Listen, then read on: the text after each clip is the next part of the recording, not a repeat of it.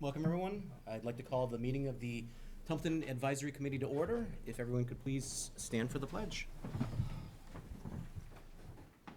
Pledge allegiance To the flag of the United States of America and to the republic for which it stands, one nation, under God, indivisible, with liberty and justice for all.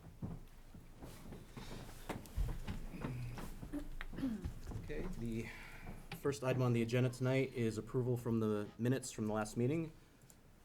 Debbie, thank you for sending those out.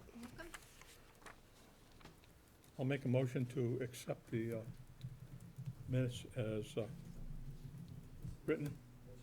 Second. Okay, Are you doing both, the 29th and the 5th? just the 5th. Just, okay. Just this be the, which one you talking, I'm talking about the 5th. The 5th, yeah. Okay. Yep, so we have a motion and a second for the 5th. Any discussion on those?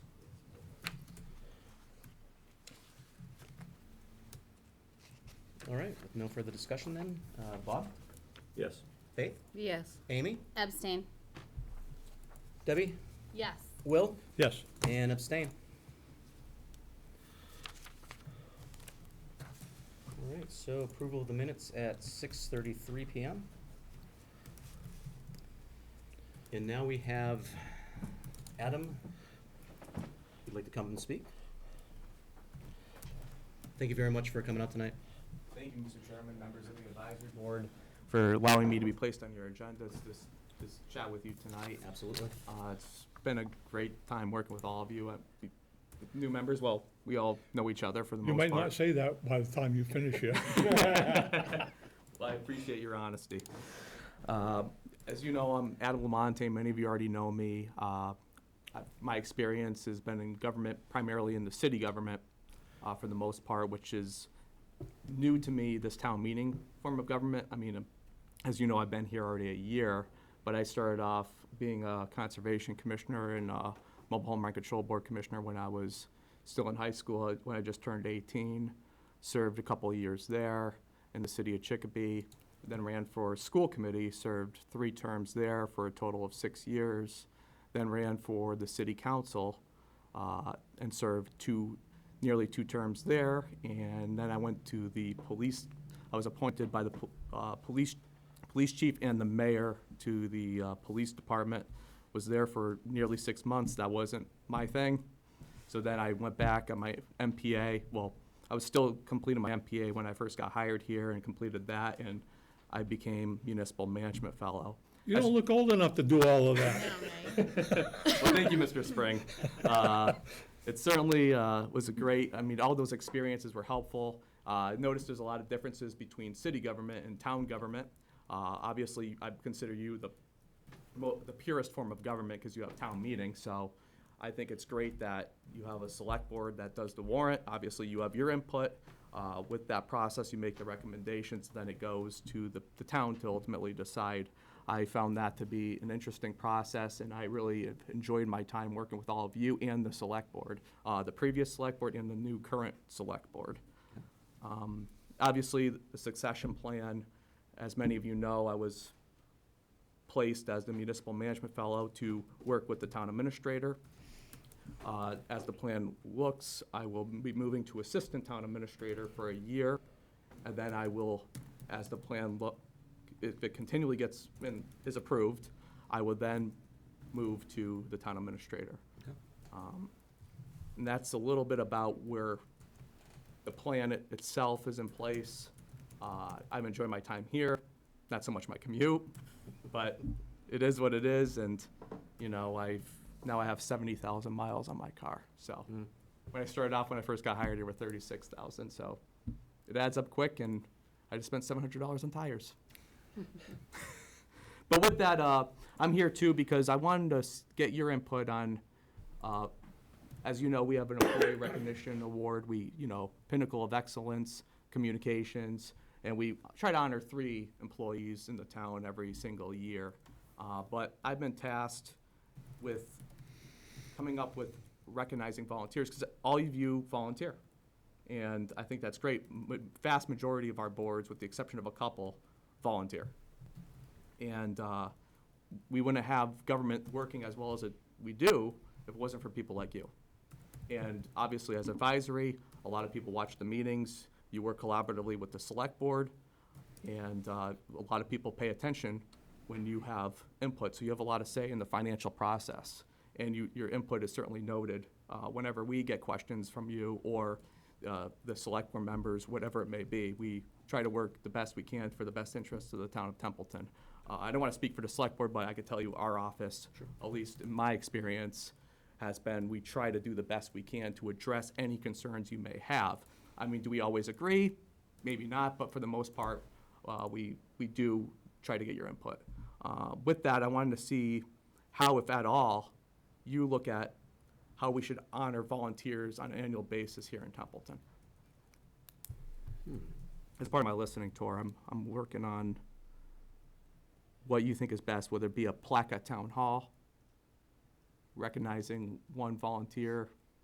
I mean, I went to all the other various boards, committees, and commissions, from Board of Health to the sewer department, the sewer commission, to you name it, I've been at that board. There's only a couple that I haven't been at because they haven't met during the time period I've been on this listening tour. Yep. But some of them came up with just, I think it was a zoning board of appeals, just a simple acknowledgement, maybe a town meeting. Because sometimes a lot of people do work and they don't want a huge party, they don't want to be recognized with that much, but just maybe a simple recognition on a plaque, or perhaps coming up with just saying, recognizing them at town meeting. Yep. And I wanted to get your feedback. Let me just say this, is that typically in the past, okay, because I've been around too long, is that the recognition generally has been in the annual report after somebody's passed away. Yes. I mean, my belief is that should continue because that's a permanent record, and a lot of people get to see that. If you did a plaque, how many people are gonna come in and see that? That's, you know, that's a nice, I don't wanna say it's not a nice gesture, okay? But the amount of people that might see that versus the annual report is much more wider spread. Yeah. Plus you get it on, plus you got it on the webpage also, under the town clerk, so you have that. My question is that you're talking about present year recognition or past years, what people have done? Because there's been a lot of people that I'm aware of that have done a lot for this community. We're sitting in a building that if it wasn't for volunteers, we wouldn't be here. You're absolutely right. I'll tell you, very upfront, this committee actually was the precursor to end up starting this whole process to get this building. Why do I know that? Because again, it started in 13. I was the chairman then. We had discussions of that. And I drove a lot of issues for the committee to make presentations, et cetera. It took quite a bit. I think Mr. Bennett has the book that was established the first year on the estimates for changing this building over. It didn't go over as well as the second year. People probably didn't understand what we were looking at, taking CPC money, because CPC money at that particular time was not something that a lot of folks were even aware of to use on town buildings. It is a tax on top of a tax, if you want to look at it that way.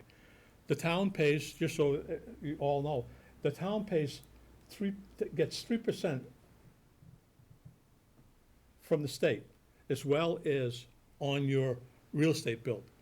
They get so much per thousand. I think it's over 100,000 that they start clamping down on CPC funds. So those funds are available to take and end up using.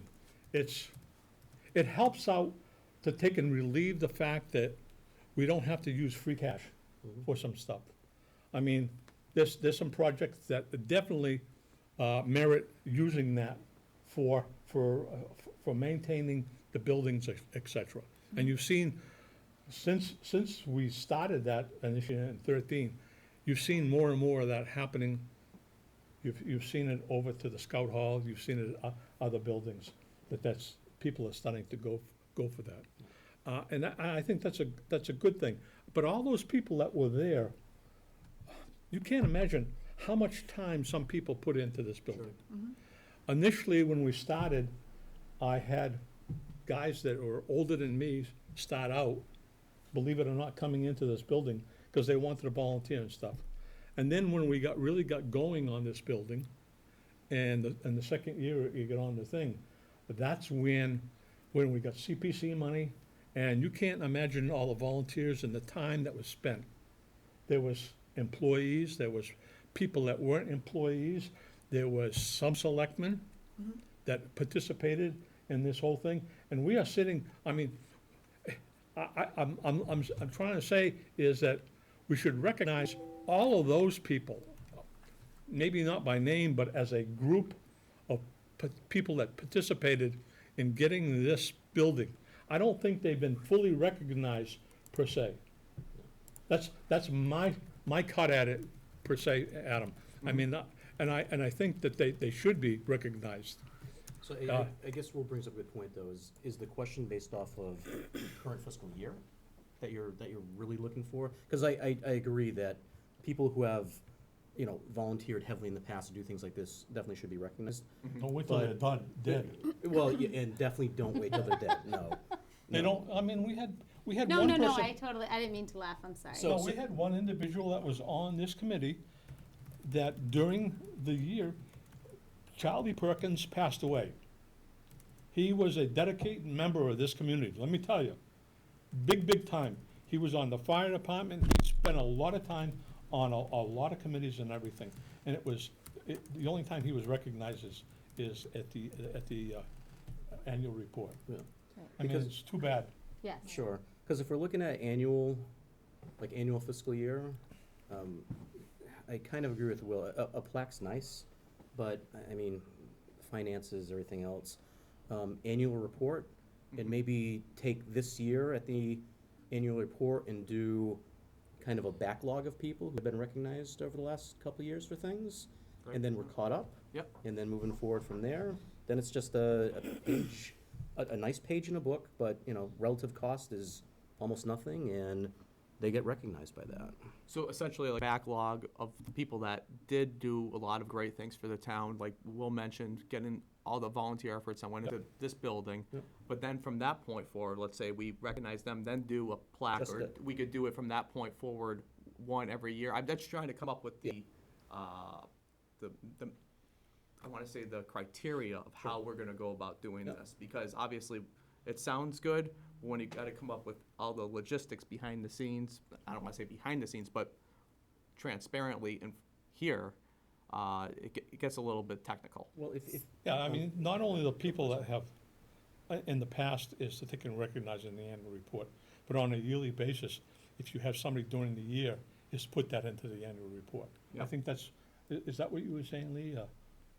That's what I interpreted it as. So, So like the first year, we would do the backlog of all the people that, and put And- down all the names of the people that worked on this building, for Yeah. example, that volunteered their time, volunteered whether they were fixing the roof to. and whoever you want for this fiscal year as well. And then moving forward, again, if you shy away from the plaque idea where you're kind of limiting yourself to the number of people, you could potentially have each committee nominate someone who would just be, listed in the annual report. Because On their again, committees, off their committees. Yeah.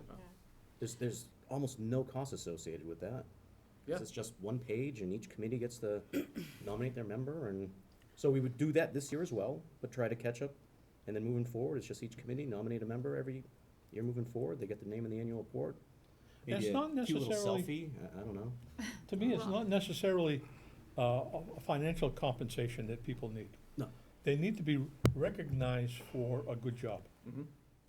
Is the plaque, like when you talk about a plaque, is that something that you would intend to present to the recipient? Or something that Well, I you're was thinking looking? about having a plaque right here at Town Okay, Hall. that's where- what I sort was of people- thinking, yeah. Not like that, like a plaque with, where the names are on there for each year. Okay, gotcha. So then that way people could come in and then you see like, oh geez, when people come in and pay their bill, whatever it may be, Yeah. oh, do I know, let's say Mr. Spring. Oh, Mr. Spring made it this year, or, Right, Lee right. made it this year, whoever made it. That way, people in the community, it's a way of empowering them and seeing, wow, my friend over here volunteered, maybe I should volunteer. Yeah. It's just an idea I thought of. Yeah, no, that's. So you're just looking for one person to honor Not each I thought year? of other committees too, but. Sure. You're just looking for one person to honor each year, or are you looking for something a little bit more frequent?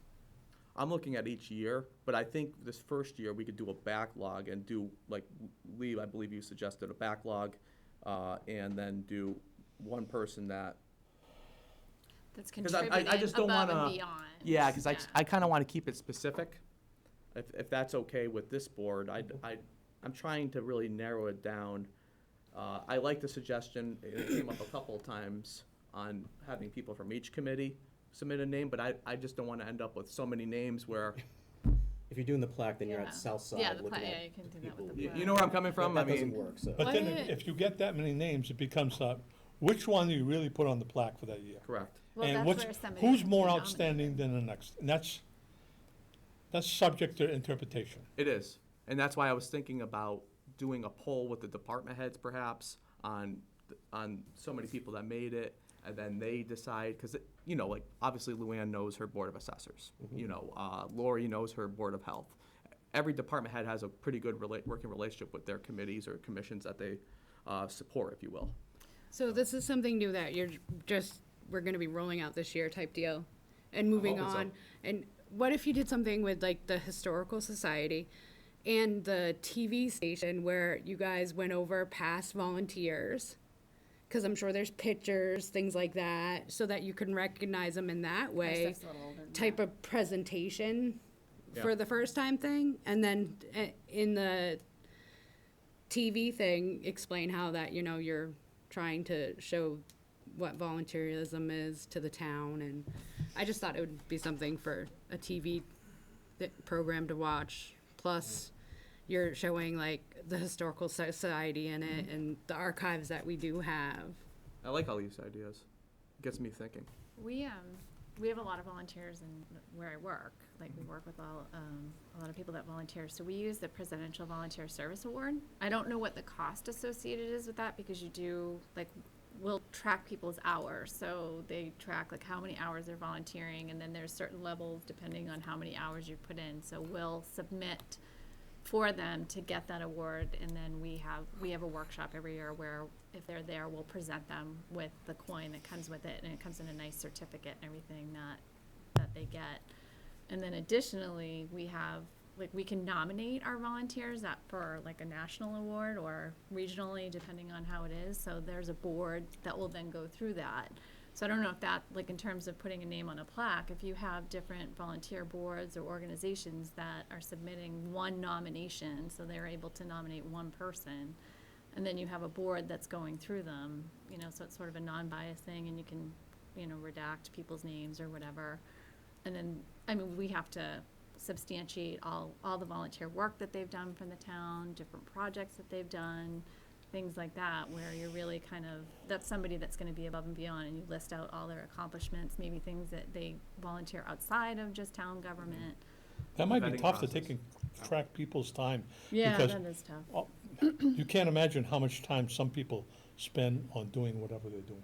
Yeah, we have them, they actually will tell us, so we know roughly, like, who puts in a lot of time, but it is on the person, so there is, we have to know, we don't know how much time they're putting in outside, so we rely on them to sort of tell us those things. That's for the Presidential Volunteer Service Awards.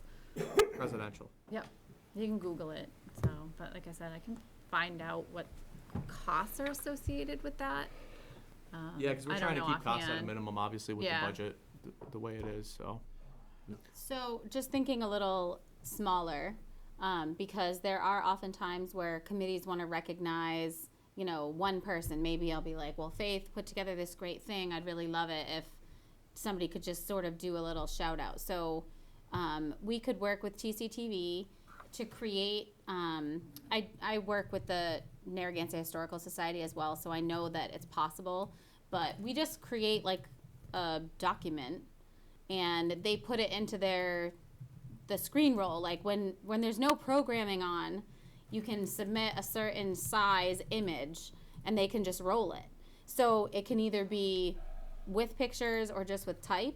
And we could do something up and be like, oh, hey, we want to recognize Faith, and have it just say, special thanks to Faith for all her hard work with the advisory board. And that's it. And it just rolls through on TCTV.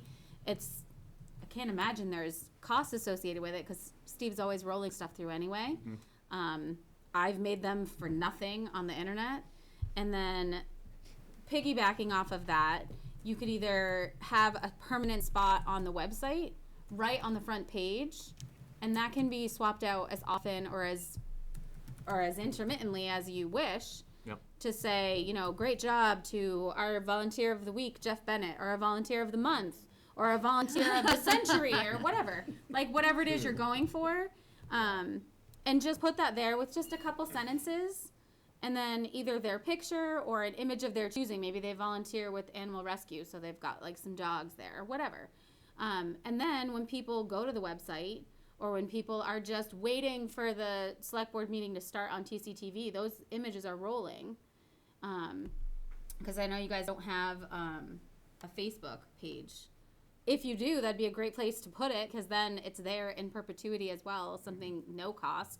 And people who use that will see it and say, oh, did you see the Facebook page? It's got my little Faithie's picture is on there today, or whatever. So that will drive people to these locations that you want people to go to. You know, we're working on the website now. What better way to drive people than to say, look out for our volunteer of the month, or our volunteer of the quarter, or whatever you're going for. Yep. As well as, you know, when, let's say, Mrs. Royer puts someone up, everyone's going to look for that, because she's going to say, watch for it, and it'll be there, and it drives people to that location. And the other thing would be just to have a little thing read at the beginning of one of these recorded meetings. Special thanks to blah, blah, blah. It can be noted when it's posted to the YouTube channel. It can be noted this month's volunteer recognition, or whatever. And again, it's piggybacking off of something that's already being utilized, and it's driving people to those locations that you want them to be at anyway. They have no $1 million prize. No million pride, not prize. So People who volunteer don't want the money anyway. We all know that we're doing this to volunteer, to help for the end result of the betterment of everyone. So there's a radio station I listen to, and he always plays for pride, not prize. Yeah. Just get the... So before I say anything, Bob, any thoughts? No, I'm good. So I think what I'm hearing from their ideas is you could definitely take a multi-pronged approach that, other than a little bit of time, you know, Facebook is free, the annual report, not free, but for all intents and purposes. And if you're using pictures, that can go across all of that. Same thing with the TCTV, if you can have it on a TCTV, scroll. yep. So you get the pictures, you get maybe just a little write-up. You could do all the committees with one nomination, and you're done. Now, do you want to do one ultimate person with a plaque? Completely up to you. That, figuring out who that would be logistically would be very difficult, because we know our committee, everyone knows their committee, but trying to compare and contrast. That's it, yeah. Right. That's I the don't know challenge. how you would do But that. this could be a way to just give everybody the recognition Yeah. that ultimately is kind of the gravy of why people volunteer anyway. Yep. You want people to notice what you're doing. You know, you want someone to say thanks for helping us with that. Because I know when I volunteer, there's no carrot dangling in front of me. I know why I'm doing this, and it's not for any tangible reward. So And I think positivity is critical, especially in government, because, I mean, you know, even we have our challenges. We have our people in town that will, you know, a lot of people come in and they're actually very nice. I can't say I've had really any bad experience for the most part. I mean, you know, budget time, you get busy and everything else, but with that, And the one thing that you can end up, if it goes year to year, yeah. That's the plan. you have pictures that are taken for people through the town clerk's office to get their card. Yep. You have a picture of them already for that year. So you've got a place where you don't have to go searching for somebody in the picture.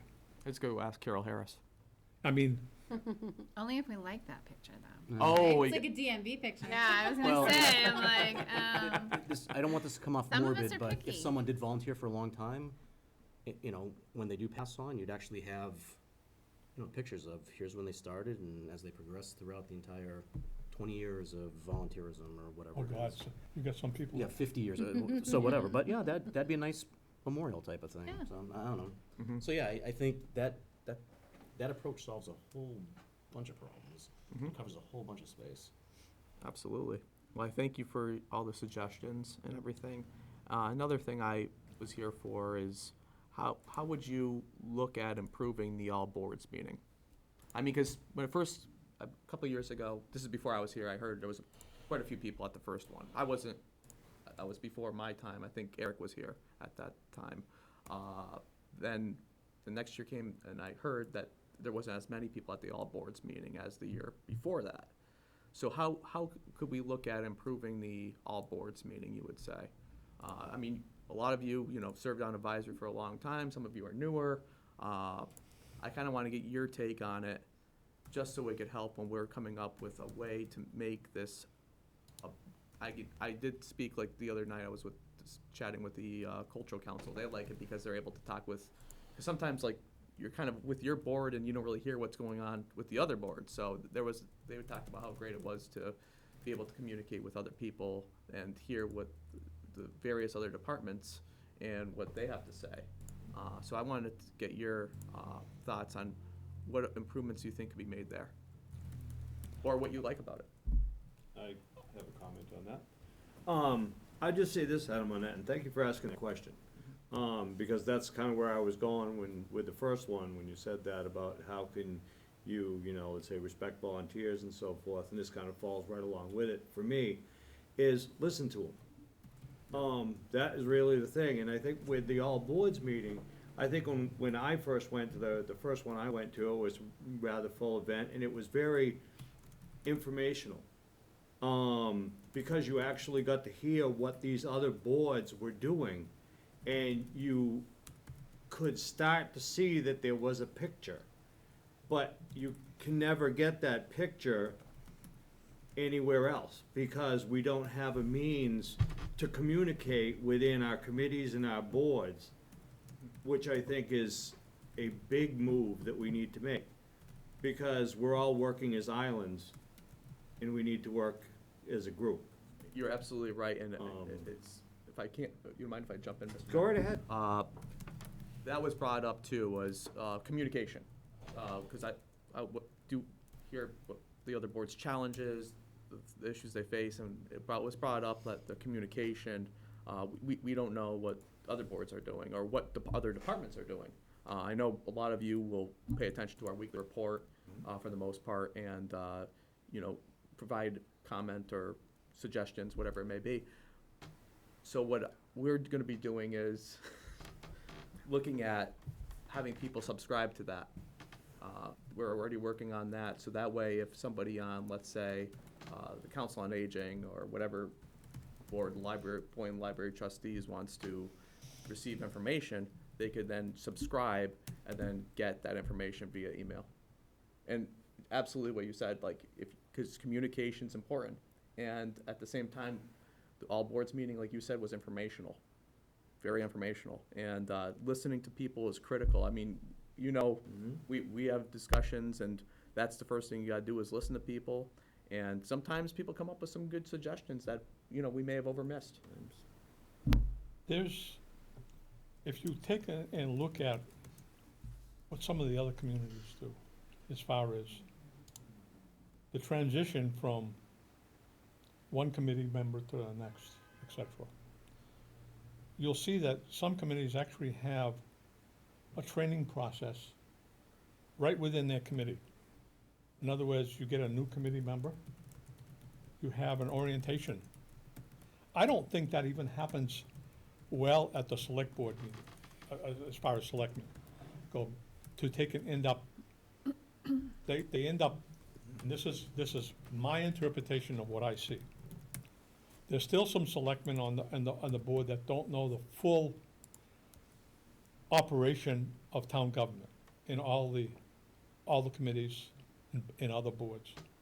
And I'm also hearing that you intend to go to all these committees and boards. Am I correct in saying that? Well, I go to every select board No, meeting, no, but then I go no, to, yeah. not the selectmen, I'm saying every committee's, Yes. your intent is to do that. You're going to find some very interesting things. And why do I say that? Because when I originally got on, I took the time to do that. Let me tell you, and I know where you're going, and if you spend 1 or 2 meetings at each of the committees and boards, you're gonna be one busy dude. Yep. I know how that is, because I attended a lot of them. But you get a better insight to what those people are doing, and maybe some insight as to what level of training they might require. Give them some, it's not a one-way communication. You're gathering information, but you're also, when you gather that information, you can make an assessment as to how well that board understands their particular function. Because what I've saw with a lot of functions is a lot of boards, people volunteer, but there's things in place that those particular committees and boards are tasked with doing. It's already written in stone, per se. But they go off and they do something other than what they're supposed to be doing or having discussions. That needs to be relayed as to what the actual function is to those committees and boards. And I'm sure you understand that, because if you've been on the conservation, that's very unique. You have specialized training for that, et cetera. And to end up seeing that training for those people that get on is really important for them to get that. Same thing with us, is we go to the Association of Town Finance. We have an opportunity that they can also have some people from MMA, the Association of Town Finance, come to this board, and you'll see me talk about this a little later. I'm gonna spring some things on these folks tonight that I've. Mr. Spring, you bring up some good points too, and I think the boards, for the most part, they do pretty well in Templeton because they have senior members that have been there. They have a lot of experience. The newer members are learning from them.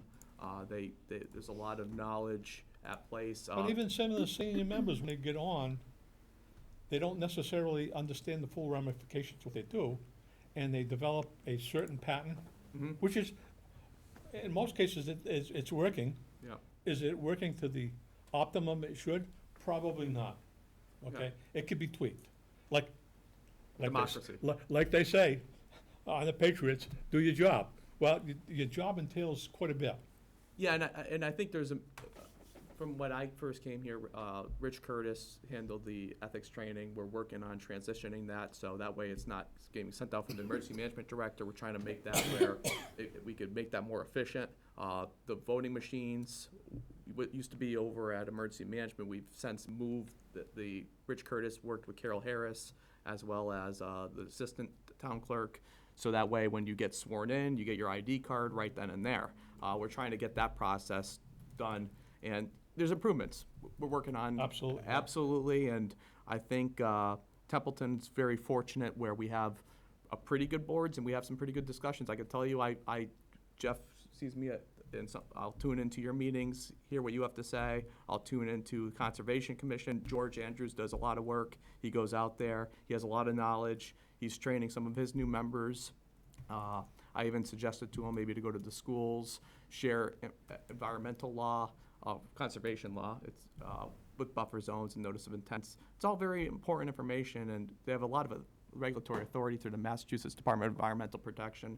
So these are all, every board has their function, and they have a lot of authority with what they have as a board. Yep. And I believe your suggestion on the training, there's always room for improvement. Absolutely. But at the same time, I think we're pretty fortunate where we have members that have served on boards before and then come back, been on the board for X amount of years. The newer members are learning. I think that they do a pretty good job, and at least in my experience, I gotta say, I can't say a bad thing about anybody. Give it time. You haven't been here long enough. You know, there's times where you get pretty busy, but it is what it is. Yes, Mr. Bennett. If we're gonna wanna have training for committees and the boards and even department heads, we can't be cutting training money, we have to provide training funds. And in all instances, you perhaps can't force people to go, but if you don't have the training funds in place, then you won't be able to have the training. Sure. So, Mr. Spring talks about, he wants, training and boards you get on, you should go, his manual would go to, association conference, they have selectmen's association, they have associations for everything. And some boards, conservation, the Board of Assessors, if you're elected, you have, I think, 2 years to take the course 101. Yep. You have to have those funds in place, so if you're gonna cut training funds, how are you gonna have the training? Well, some of that is already on the I know- DLS. I know Mr. Bennett went to the training, the assessor training 101. You took that I'm course, yeah. taking that at home, yeah. That's- So- That's on the state That's a website. It's a free course, but Yeah. I- some things you go to the ATFC conferences. Sure. It costs money. And You have to have the training funds in place if you wanna say to people, hey, this is available, yeah, it's important to note too, that a You lot can't of cut training funds and then tell people, we need training. Right. and a lot of the training funds too, sometimes are tied to grants, so it's important to be cognizant of that. But as Mr. Bennett pointed out, we're trying to do what we can with the training that's free, but at the same token, provide training to as many people as we can. As you know, a lot, like in our office, for example, we have to go through procurement training through the Inspector General's office. I'm taking my last course actually in October. Hopefully, once that's done, I'll get my associate designation, and that will be, and then you have to, the problem though with, you get your associate designation, you're eligible to get after a year, which means in the absence of a chief procurement officer, you could act as the chief procurement officer, handling all the purchasing and everything else. But you still have to wait 3 years before you can become a Massachusetts Certified Public Purchasing Officer, and just the way it is. But at least in a year, you could get your associate designation. So I'm already certified, but then you have your certification, but then you have your associate designation, and then you have your full-out designation. And with one more thing, challenges you see. And this will be the last one, then I'll go. Challenges in what context? Challenges that you think we can improve working on, collaborating, The process? the process. Yeah, collaboration's probably the key thing. Communication. Communication. Yeah, that's Huge. Well, here's my cut at it, especially on the budget process for this committee, as well as through the administrator and selectmen. There's already designated processes established for communities like ours. If you look at enough documentation, it's there, what the process is. We haven't followed that for a number of years. And why do I say that? Is typically, the administrator will end up talking with his finance or his advisory committee to take and set up the guidelines for the budget process, number one. So that there's an agreement. A lot of communities actually have, when they end up doing their physical management policy, get a lot more input from their finance or advisory committee than this committee has. They went out and did something through the Collins Institute, which we were not tied into. Didn't have a voice, didn't have a signature. I can give you a number of examples. Typical example of that is a community the same size as us, Air. Take a look at their management policy, and I'll be talking about that later, by the way. They actually have the signatures for the selectmen, the advisory, and department heads on the finance team. Who drove that to take and end up making that policy? It was the finance team and Air. Some other communities have a more collaboration of having a committee established, working with members of the administration. I'd like to see more of that happen than the way we go. I mentioned to you earlier about the actual budget process is that budget books are nice.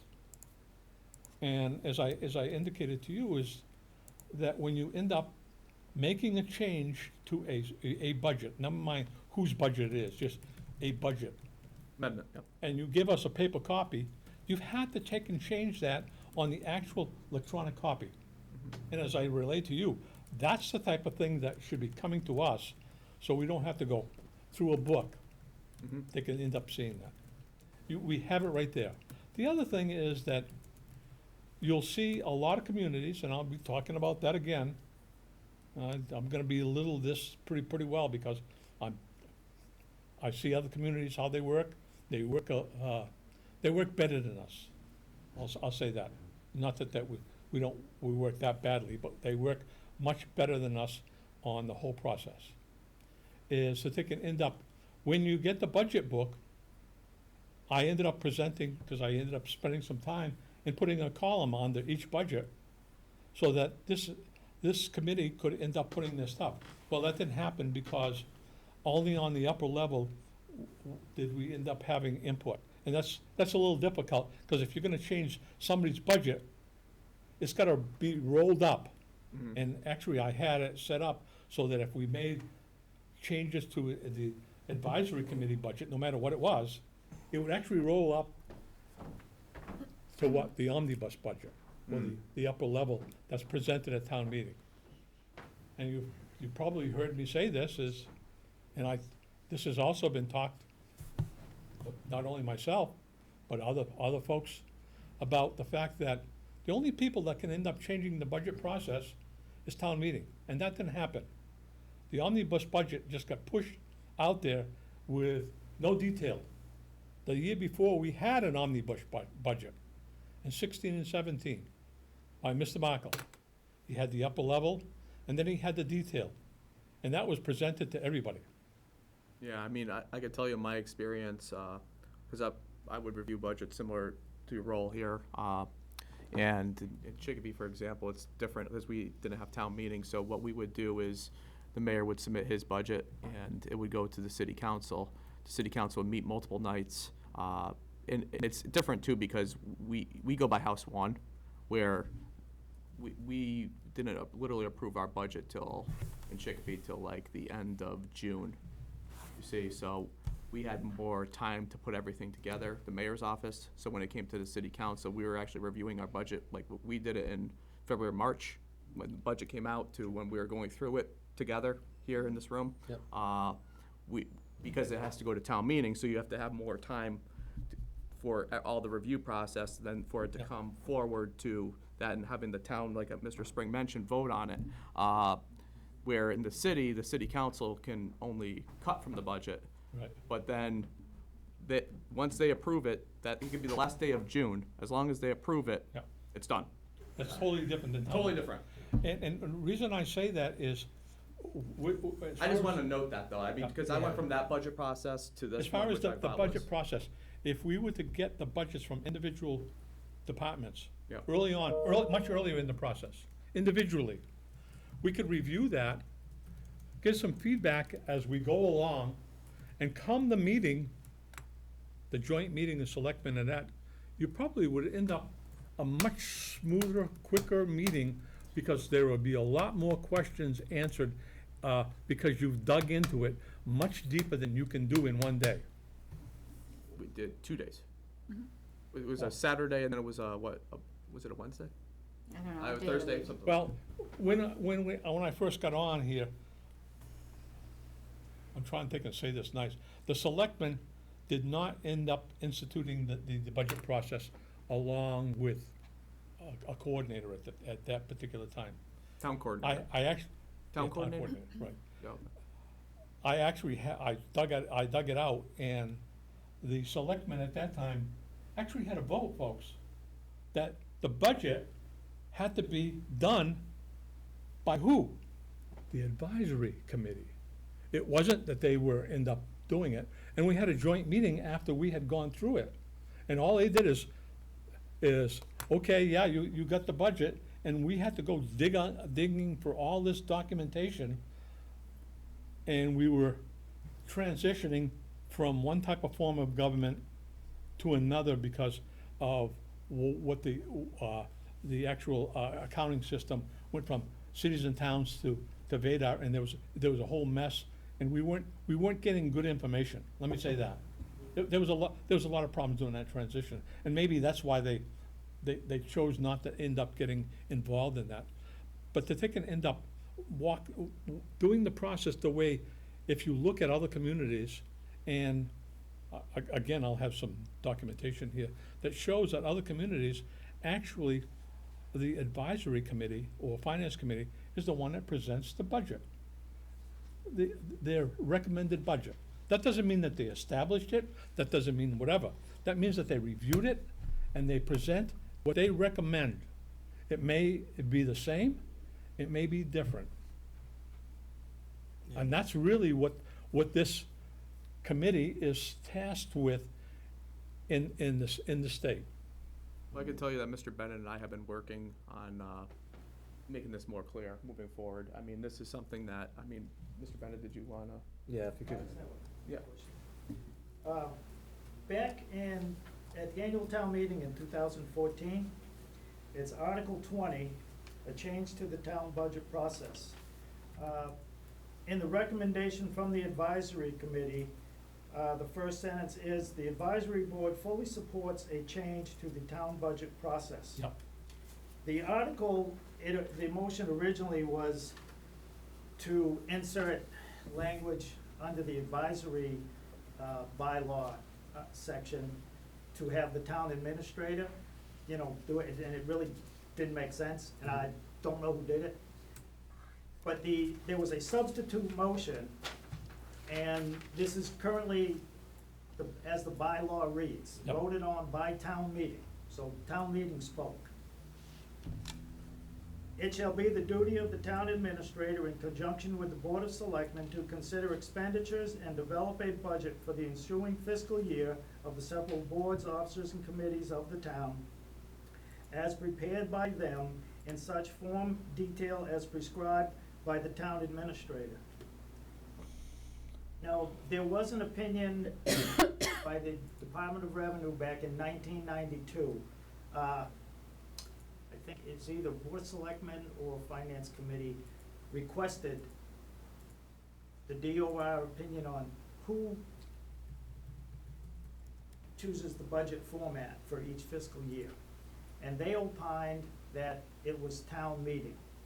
When I requested that opinion a year or so ago, they pushed back until I made a formal request under the Freedom of Information Act, and they sent it to me. They didn't really want to do it because it's so old, it's 1992, Yep. and a lot of things have changed.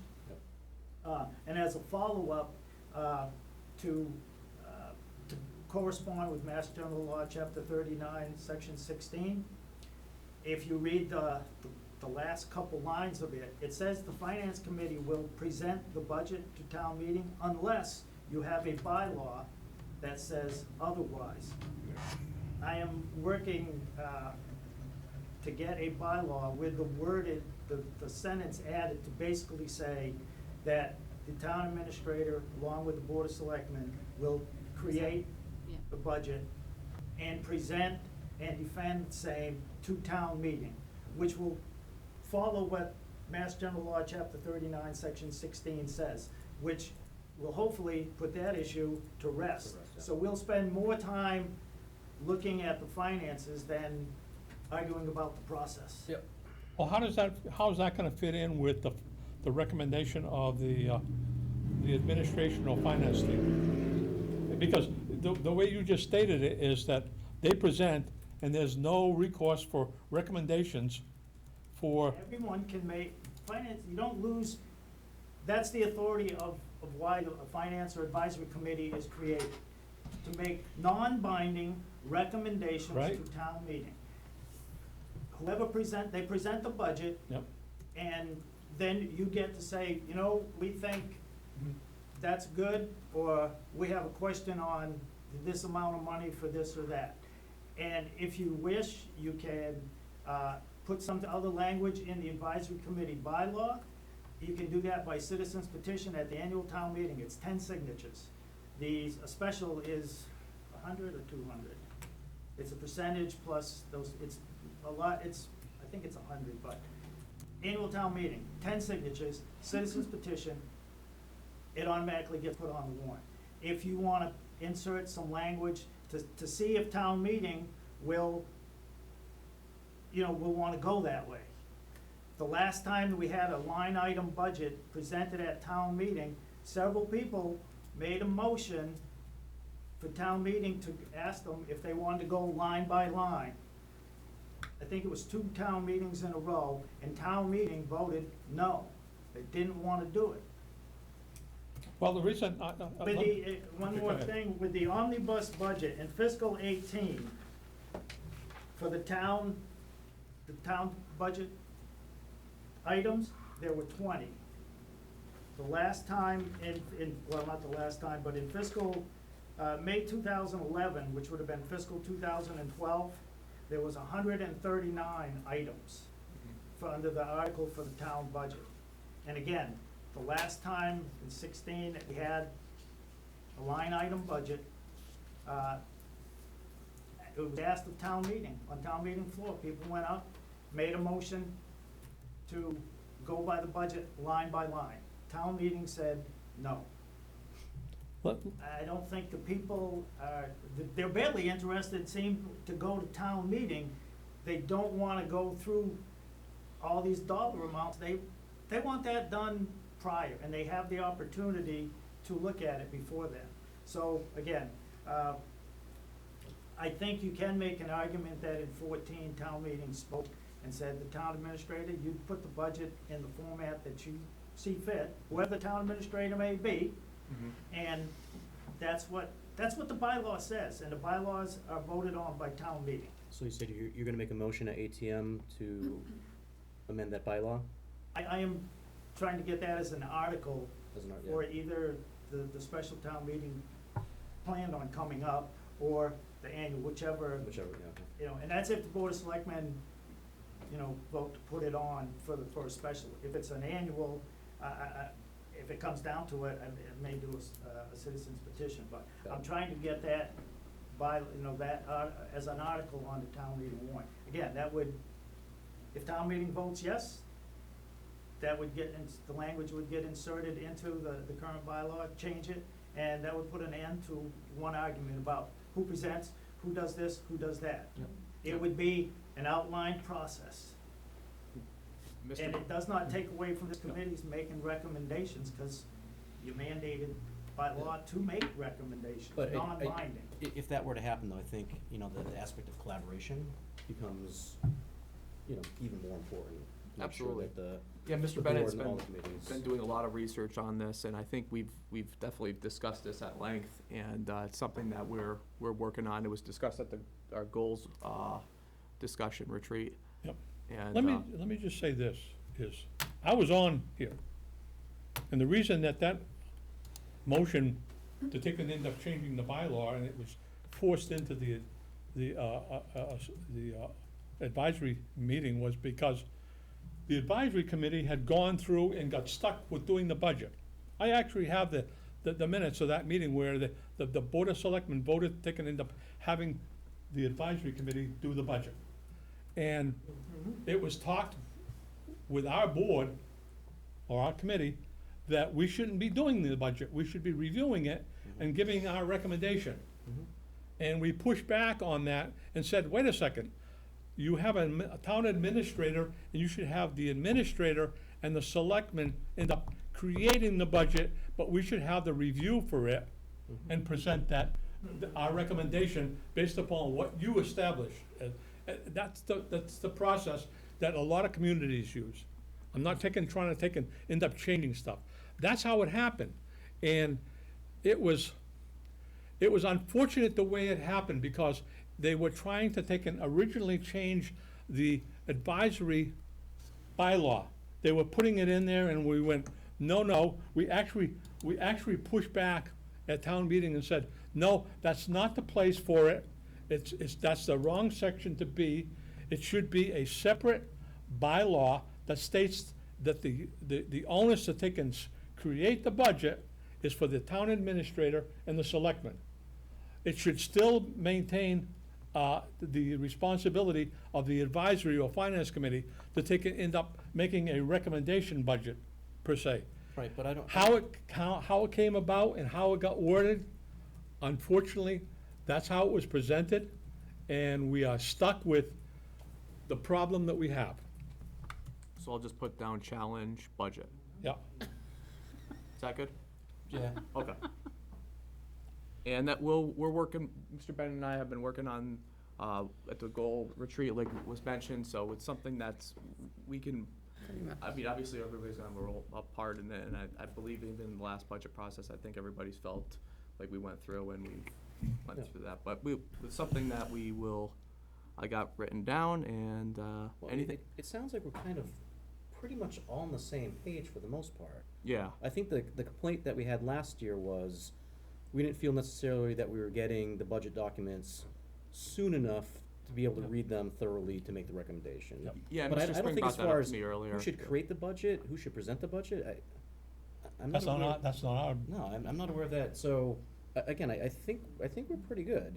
Just, we just. So as a budget, like committee- budget materials? Yeah, we you just put wanna the- make sure yeah. that we have Okay, timely material to be able to make yeah, appropriate so we can get it, recommendations. to take and make our recommendation. I mean, that's how I view it. I want it to be able to take a look at it, give some feedback, pushback, say, okay, I see this or that, and maybe we recommend the same budget that finally comes out, or maybe there's a few tweaks in there that we don't agree, and this is what we recommend on this particular area is not. Oh, and one part to that, from a review perspective, it's a little bit of a nitpick, but getting an editable spreadsheet versus a PDF document, when you're trying to review financial information. oh, you talk about at first when we send it out, the yeah, PDF? Like a PDF is just, because as we found last year, I there were think it was problems with because- formulas and some other things. Mr. Chairman, I think it was because we had to get it up on the web, Yeah. so we put it into a PDF form, and then we sent this is going back a little bit, if I remember correctly, and then we also sent the Excel version at first, Yeah. and then we went through the whole process, then we sent the Excel version after, I believe, if I remember correctly, I think We did eventually get that, Yeah. but yeah, that's just, I mean, I'm going back, that's if I, off yeah, the top of my just to make head. sure that it's not just the numbers, it's the calculations that are also very important, obviously. So having the spreadsheet to actually see what's going on there is super helpful. Ultimately, the PDFs are what we'd want to give to the public, Yeah, but yeah, for us.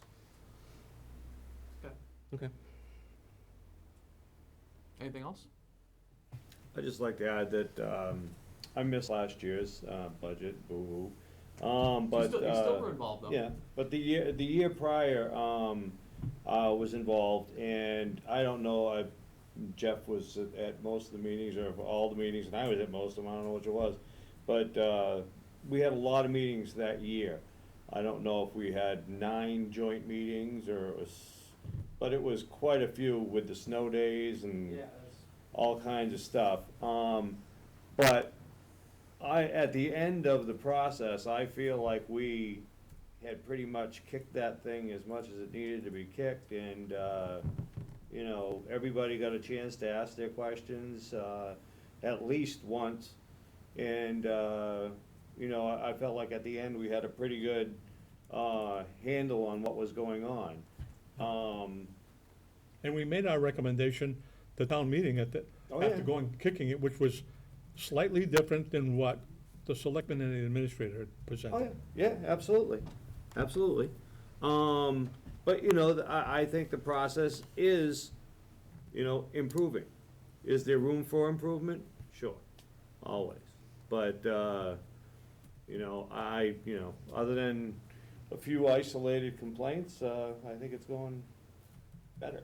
Yeah, and I believe, if I remember correctly too, just the fact, I think at the beginning, we had one budget hearing and we didn't go through and announce everybody's names, and then the second time, we made sure we took care of that. So there's stuff, that's stuff that gets over, you know, whatever it may be, we don't think about it, but then the suggestion comes in and, you know, that's a good suggestion, let's do it. Because years ago, the first couple of times we got budgets per se, this committee actually sat with each department and went through their budgets on about over a 2-week period, we sat with every department and every committee that presented a budget and went through and did a lot of hard questioning I was surprised at some of the members, the hard questions that they posed, that they can end up seeing that this was really what you need versus you're just putting a number down, because previous to that, we were just getting inputs for budgets and not necessarily good understanding and from both the perspective of the department or committee as to what they needed versus what they were asking. You know, the wants and the needs. Exactly. I- They wanted everything, but they really only needed X.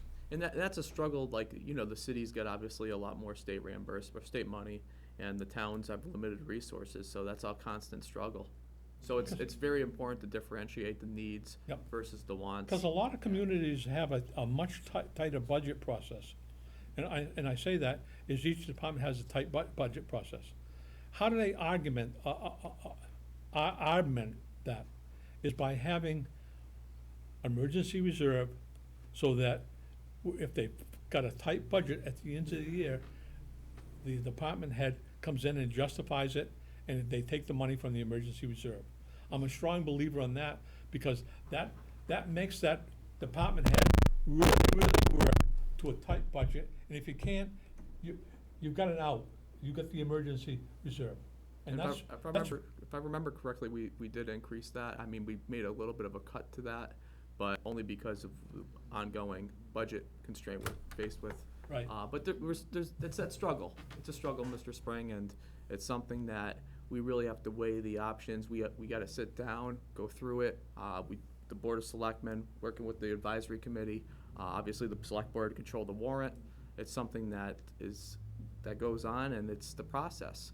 And it's a process where you mentioned a lot of people get some tough questions. Yep. But if they have a need, it's something that they Absolutely. need to come in and share it with the public. It's public funds. I mean, and we were televised, and when they ended up saying, this is why I need it, et cetera, you didn't get pushback from this committee on those things. On those things that were, I want it, there's pushback, and I can think of different stuff, but I'm not gonna end up going through those, where it's pushback, and it was actually taken off the table as to the funding for different items. And if I could just go off what you said too, I mean, we're looking at alternatives funding like grants. I mean, there's something that we're always looking at. I could tell you, I spend a lot of time in the office, looking for the community compact money, looking for whatever we can. We're looking at the shared fire services. That was a grant that was funded through the community compact. Through software, another $30,000 we received through that grant. So we're working and we're doing everything we can to find other means of funds Yep. without taking it out of the operating budget per se. Sure. So it's you know, obviously you know what's going on with the marijuana zoning. The planning board recommended that. We have 2 proposers. The select board will be voting on the HCA's coming up at their select board meeting Monday night. There's progress. We're making, we have a plan in place, and we're doing what we can. But at the same time, with going through the budget process, working with the other department heads, it's something where we're doing our best in due diligence to answer your concerns, your questions, but at the same time, working on a plan that can work, generating more revenue to the town of Templeton. Excellent. So with that, I appreciate you taking the time to listen to me and me hearing your concerns, and Yeah. I didn't mean to take up too much of your time, but I think we had a healthy discussion. Absolutely. I think, Mr. Chairman, members of the advisory committee, you do a lot of work, and I appreciate you taking the time out of your day to listen to me. Thank you very much. Mr. Lamontagne, thank you very much. Next agenda item, joint town meeting AC recommendation. I know prior to, Mr. Chairman, I would recommend that you read the letter from the school. oh, sure, absolutely. So I won't go into the absolute numbers, but, so dear advisory board members, in accordance with Massachusetts law, chapter 71, section 16B, I'm certifying the revised assessments Voted by the Narragansett Regional School Committee on August 14th, 2019. The assessments are as follows. Templeton, 6,964,988. Phillipston, 1,655,457. That was signed by Tammy Collier, the treasurer, Narragansett Regional School District. And if anybody wants to take a look at this, but these are the numbers that we've been looking at for That basically represents the 19,800,000 and 76 million, I think, give or take. 786, 89 maybe? Yeah, something like that. This sticks my head. So as people are looking through that, I know we had a brief discussion prior to the vote, or 19 the, days, yes, okay, it's right there. the recommendation for the vote That's what they. at the regional district meeting last time, or the joint town meeting. Tony's not here, obviously, so we'll need to do this with the 6 of us. But definitely want to hear people's thoughts, if people have changed their minds since the last one. Well, the select board at this last meeting, everybody viewed it, after them kicking it around a lot, they discussed it much more than I thought they should discuss it to some depth.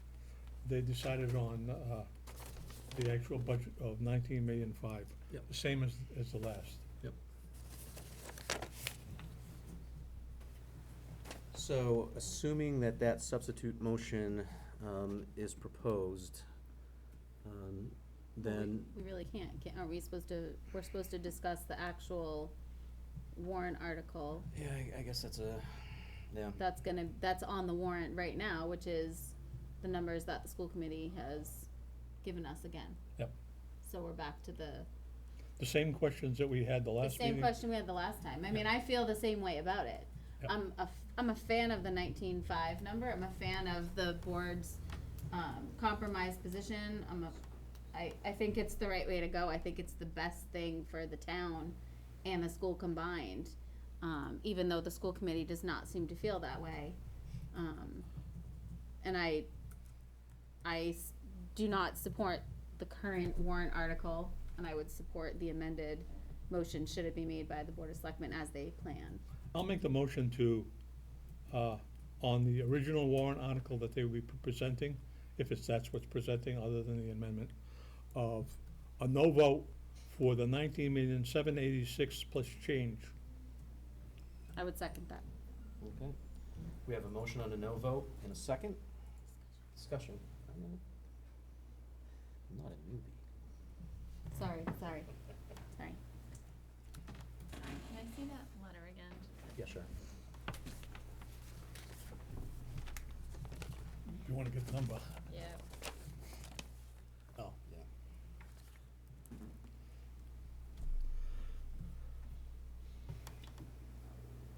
No discussion? I guess we'll go to a vote. So, This is the same thing. Yes, Voting yes means no. yes means no. Okay, yes, that's, Yep. okay. Bob? Yes. Faith? Yes. Amy? Yes. Debbie? Yes. Will? Yes. And yes. If that's the case, I'll make a motion that, for the substitute motion from the selectmen, if it's presented at the 19,500,000, is to take and end up having a yes vote. A yes vote for a yes. Yes. And I would second that. Okay. Any discussion on that? Well, the only thing, I heard them talk about the 19,500,000, and somebody made a 19,585, which 85,000 wouldn't have made a big difference, but it would have,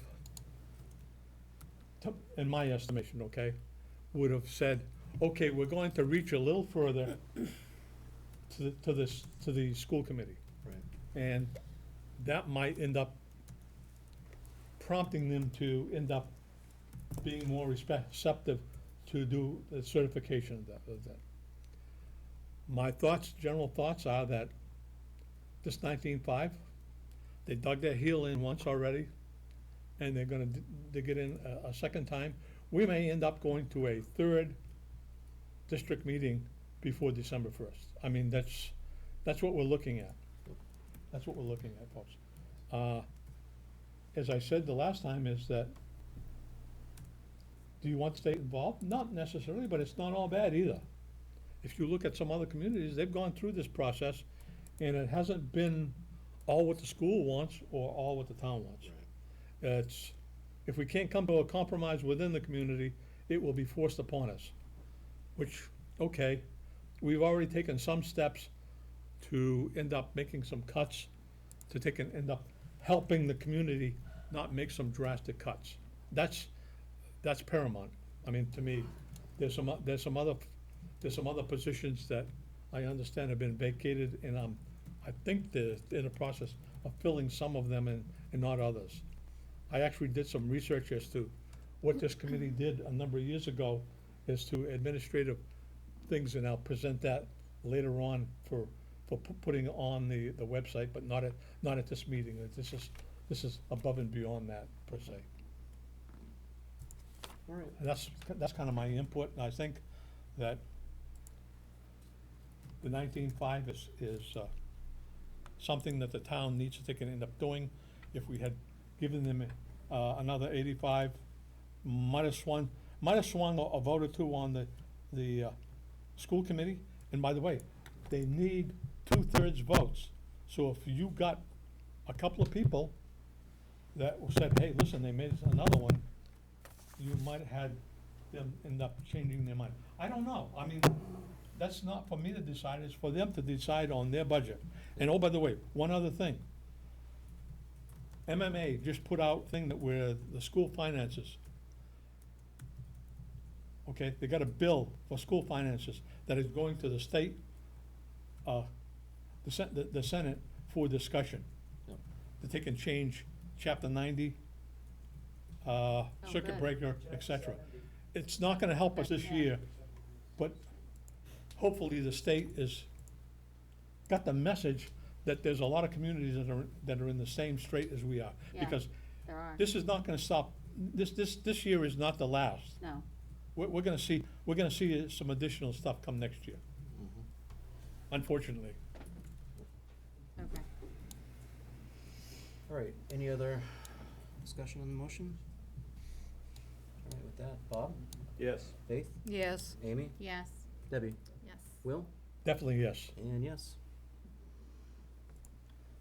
Next item on the agenda, regional versus municipal school district. So I was not here when that was put on, so let's definitely take discussion on this one. I just asked if we could talk about it. Like, how does the town go about finding out if a regional district or a municipal district is the better financial solution for the town? That's what I wanna know. Well, when you sent that out, per se, I went, hey, listen, Petersham is in that kind of situation where they have a town school for elementary. And I did some research, I'm not sure on how it's broken out. But they have a school committee for the Petersham school. But the superintendent looks over over that school, per se. So he's got, the superintendent, I can't remember her name, Terry Thomas. has, pardon me? Terry Thomas.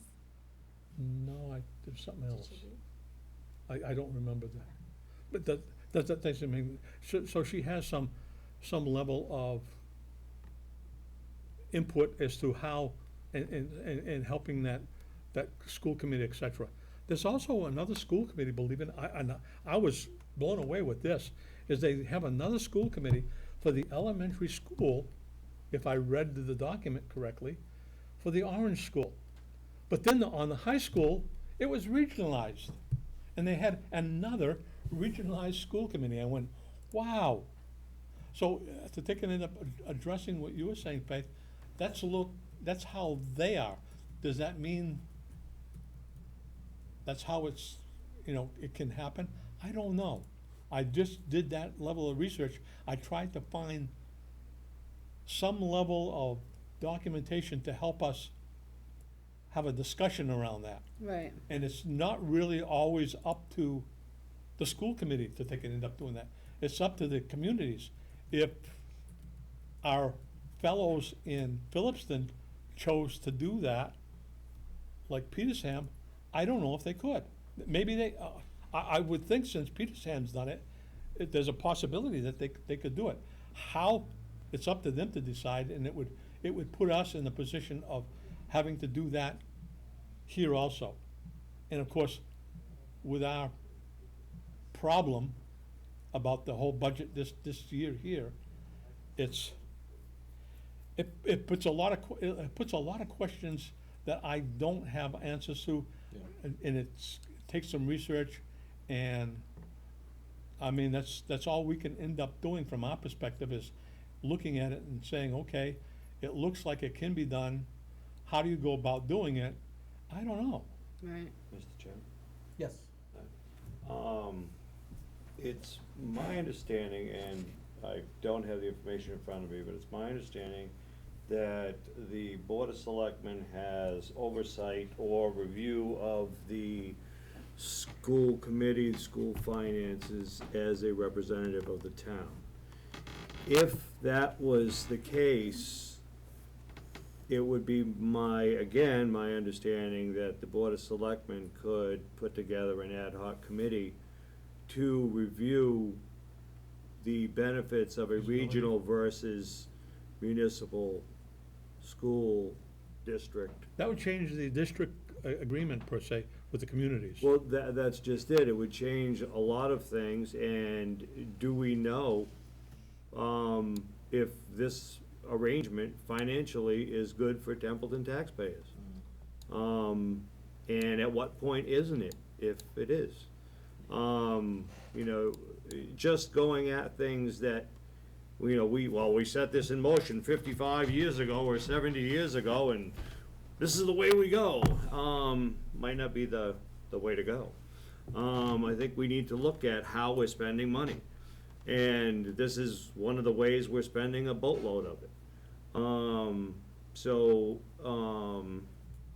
You know, there's been discussion by many folks, you know, that think the Phillipston school should be closed, that this should be done, and that should be done. Well, you know, maybe Phillipston wants to keep that open, and as a municipal entity, they could do that, and we could do what we wanted to do. So, you know, I just think it's something that needs to be looked at. You know, you can't fix something until you do. Look at it, and I definitely think this school funding situation is broken. It's not working for me personally. Looking at the numbers, I don't see how it's gonna work in the future. So sitting around complaining about it, thinking that we're gonna be doing this again next year is all true, but it doesn't solve the problem. We need to look at how to solve the problem. And I think this is one of the steps we need to process in order to answer that question. I think you're right, Bob, is to create another advisory committee, per se, around the school, because there is a costing document. You can go in, it actually has a costing document on how to assess whether you buy something or the entire process. The state puts it out. I mean, it's out there. All you have to do is go out and ask for the costing document. It's out there. Anybody can look at it, I don't think that, as far as we're concerned, that's something that we can end up doing it. That would have to be an ad hoc. Now, whether or not, because the way the bylaw reads today, an ad hoc committee could be established by the selectmen, if the selectmen are listening, their representative here tonight, that they can end up having an ad hoc committee, that they can end up establishing that. They could end up putting different people from different departments, as well as finance, on the ad hoc committee. And I mean, the bylaw calls for us to have the ability to have people from this committee that can end up being there. So I mean, that's an alternative. We can't do it. Right. Well, that's why I asked for it to be a discussion, because I'm new to this, and I just see that if you look at where we are presently, and you look at 5 to 10 years from now, and our enrollment is either the same or down, and school choice goes up, our payments keep on going up, and how is that feasible? How are we gonna fight for that little bit of money there is? if we don't know if this is the right way to continue, or if there's a better way to be financially stable as a town. We can't guarantee an income that isn't there. That's just not feasible. Yeah, relying on school choice that they can help fund is not very well. It doesn't do very well because of the amount of money you're getting. There's a cost association. If we didn't have that many school choices, I think we talked about this Yeah. at the last meeting.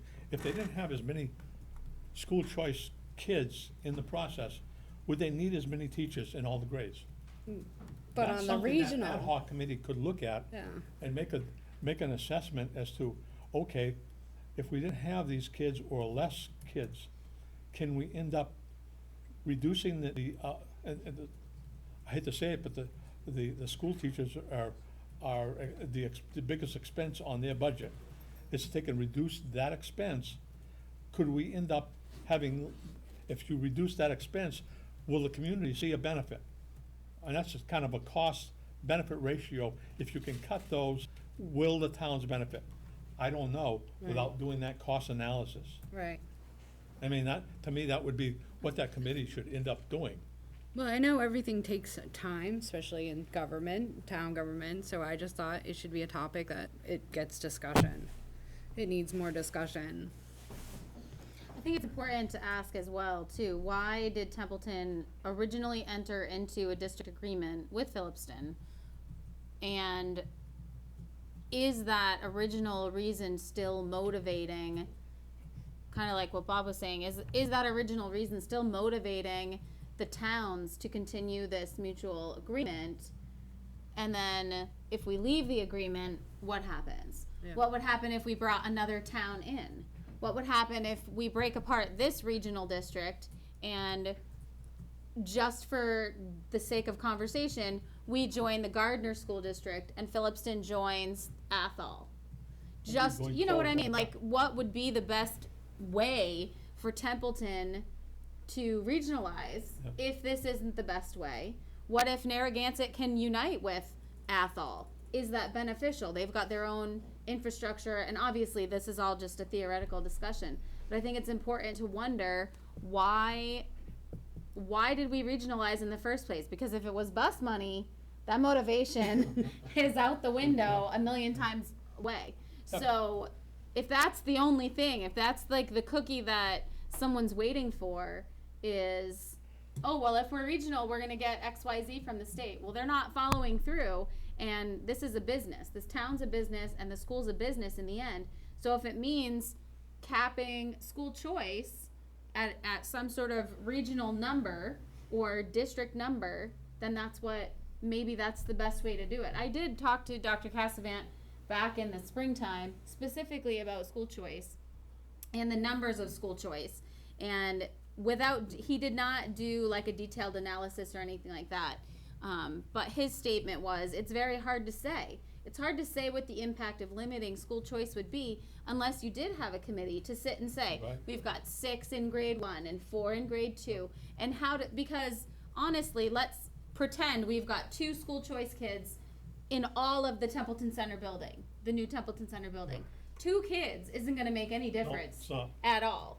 But if we find out doing this analysis that we've got 30 10th graders, that's a big deal. That's 2 classes potentially, because the high school prides themselves on their smaller class sizes. Yep. So that would be something I would suggest as well for this theoretical committee, and to really dive deep and decide what's motivating the regional agreement and who's it serving. Like, is our school living its best life? You know? Right.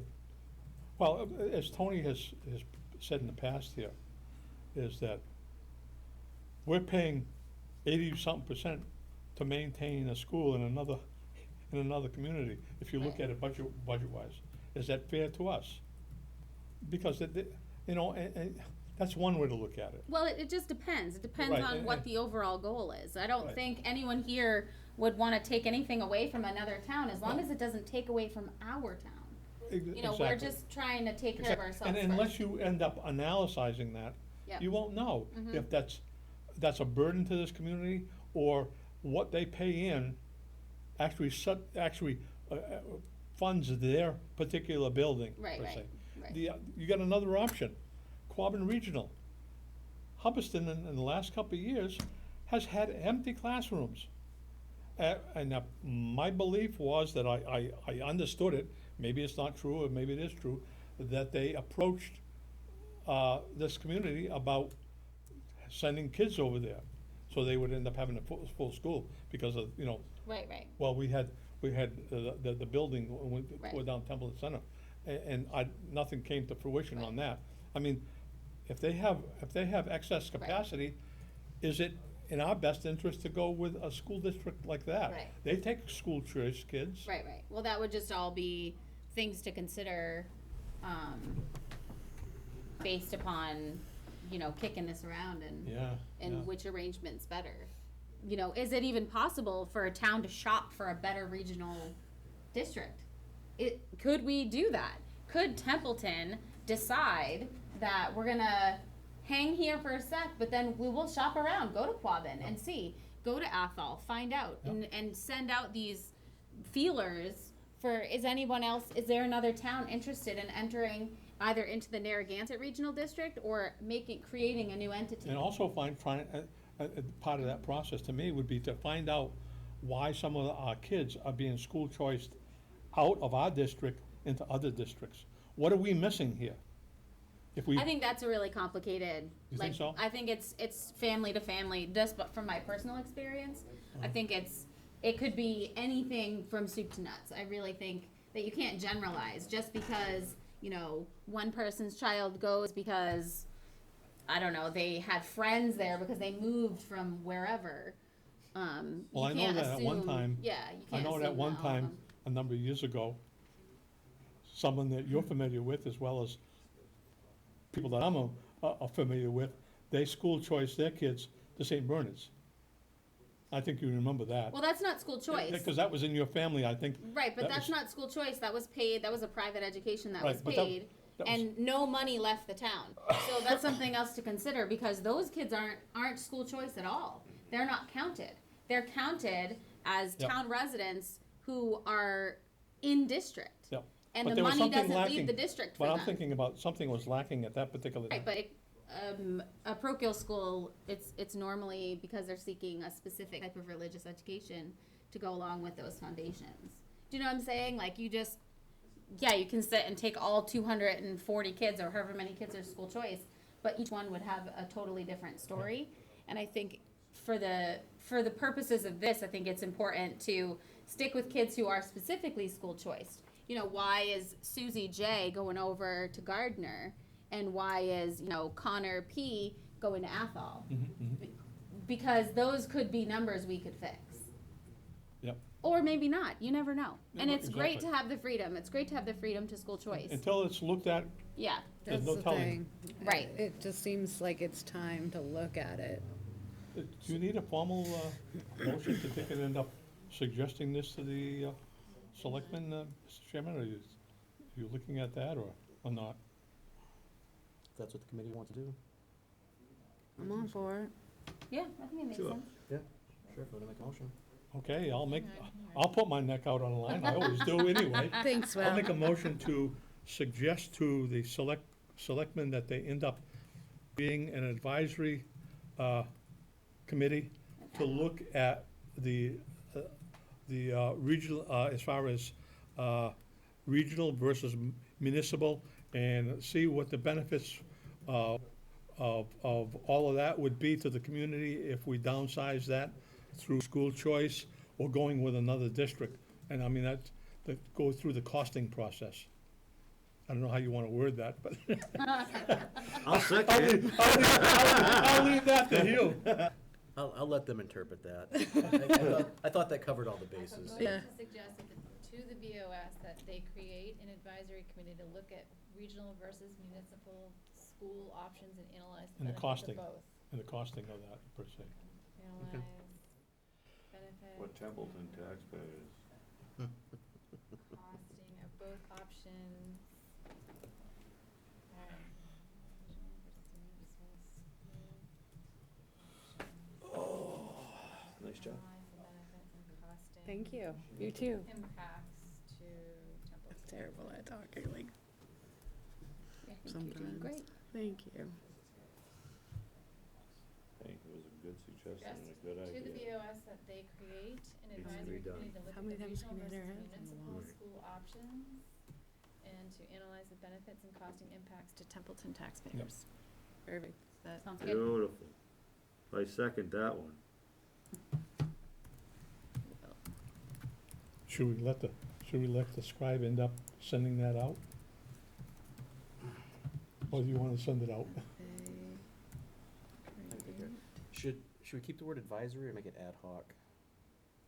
Oh, it's an ad hoc committee. Yeah, it's ad hoc. Ad hoc advisory committee. Ad hoc advisory, okay. It's not us. No, no, like committee that advises, not Yep. a financial based committee, meaning us. Just create an ad hoc advisory committee. Okay. Is everyone good with the phrasing then? Do you want me to include school choice somewhere in there as well, or? I don't I wanna think get, that's all a piece of the puzzle. Yeah. Alrighty. Would you agree? Yes. Yeah. Yeah. Keep it general. Okay. Take it away. all right, we good to vote on that? Okay, Bob, Yes. Faith, Yes. Amy, Yes. Debbie, Yes. Will, Definitely yes. and yes.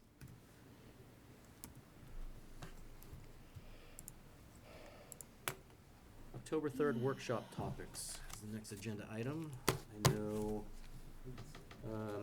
Mr. Terenzini has set down an email. There's a few items in there already, things like what is an overlay? How do you calculate it and use it? Oh, you did receive it. Yep. What is the tax recap? How's the tax recap prepared? When did that How did the finance policies come to be? Let me just pass Yeah. out some things that I wanna take and end up. Perfect.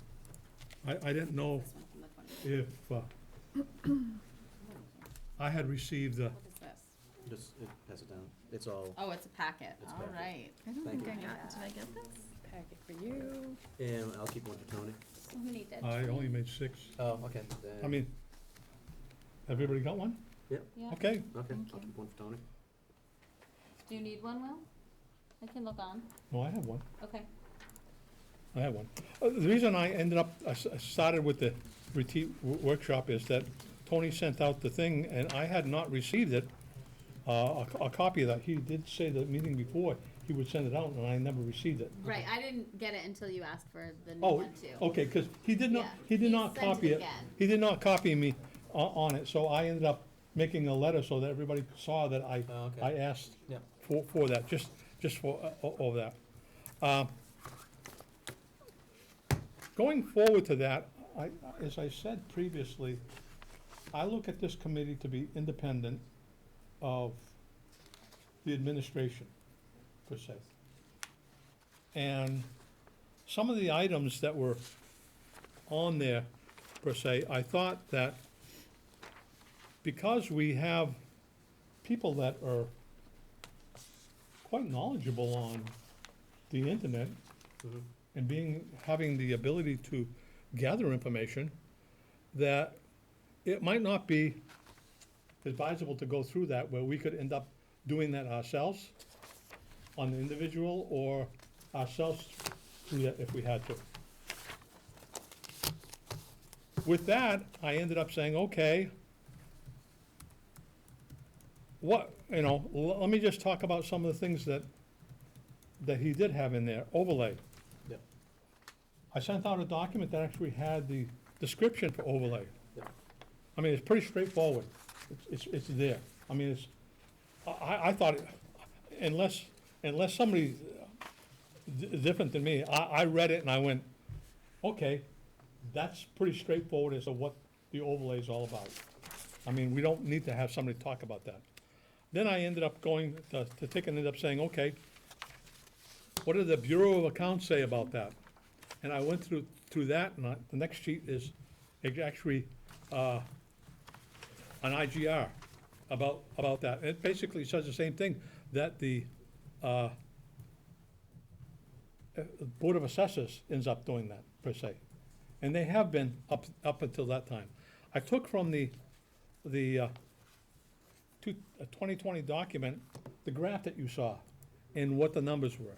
Why did I do that? Because, as you heard, if we have to cut back, we're cutting back 100,000, which to me was excessive to begin with. If we weren't in this particular financial bind per se, there'd be too much money in there looking at the graph. And then I went to the financial management policy of the town, page 10, and it broke it down, because he has it on here on how it's calculated. What is it and how it's calculated? Well, it's in the financial policy, and I remember him saying how they were, that the selectmen had chosen to do that, is to think and come up with that number. I think it's high. They have the policy. We don't have input to that policy. You heard me say earlier, I wish we did, because we could probably push back and maybe coming with something a little less high enough to take it, end up making it so that we don't get on the recap, and not so much we have excess. The next thing was recap process. How is it prepared? Well, I ended up going to New Officials Finance Handbook, which you can end up going and finding it. By the way, on some of these, I actually put the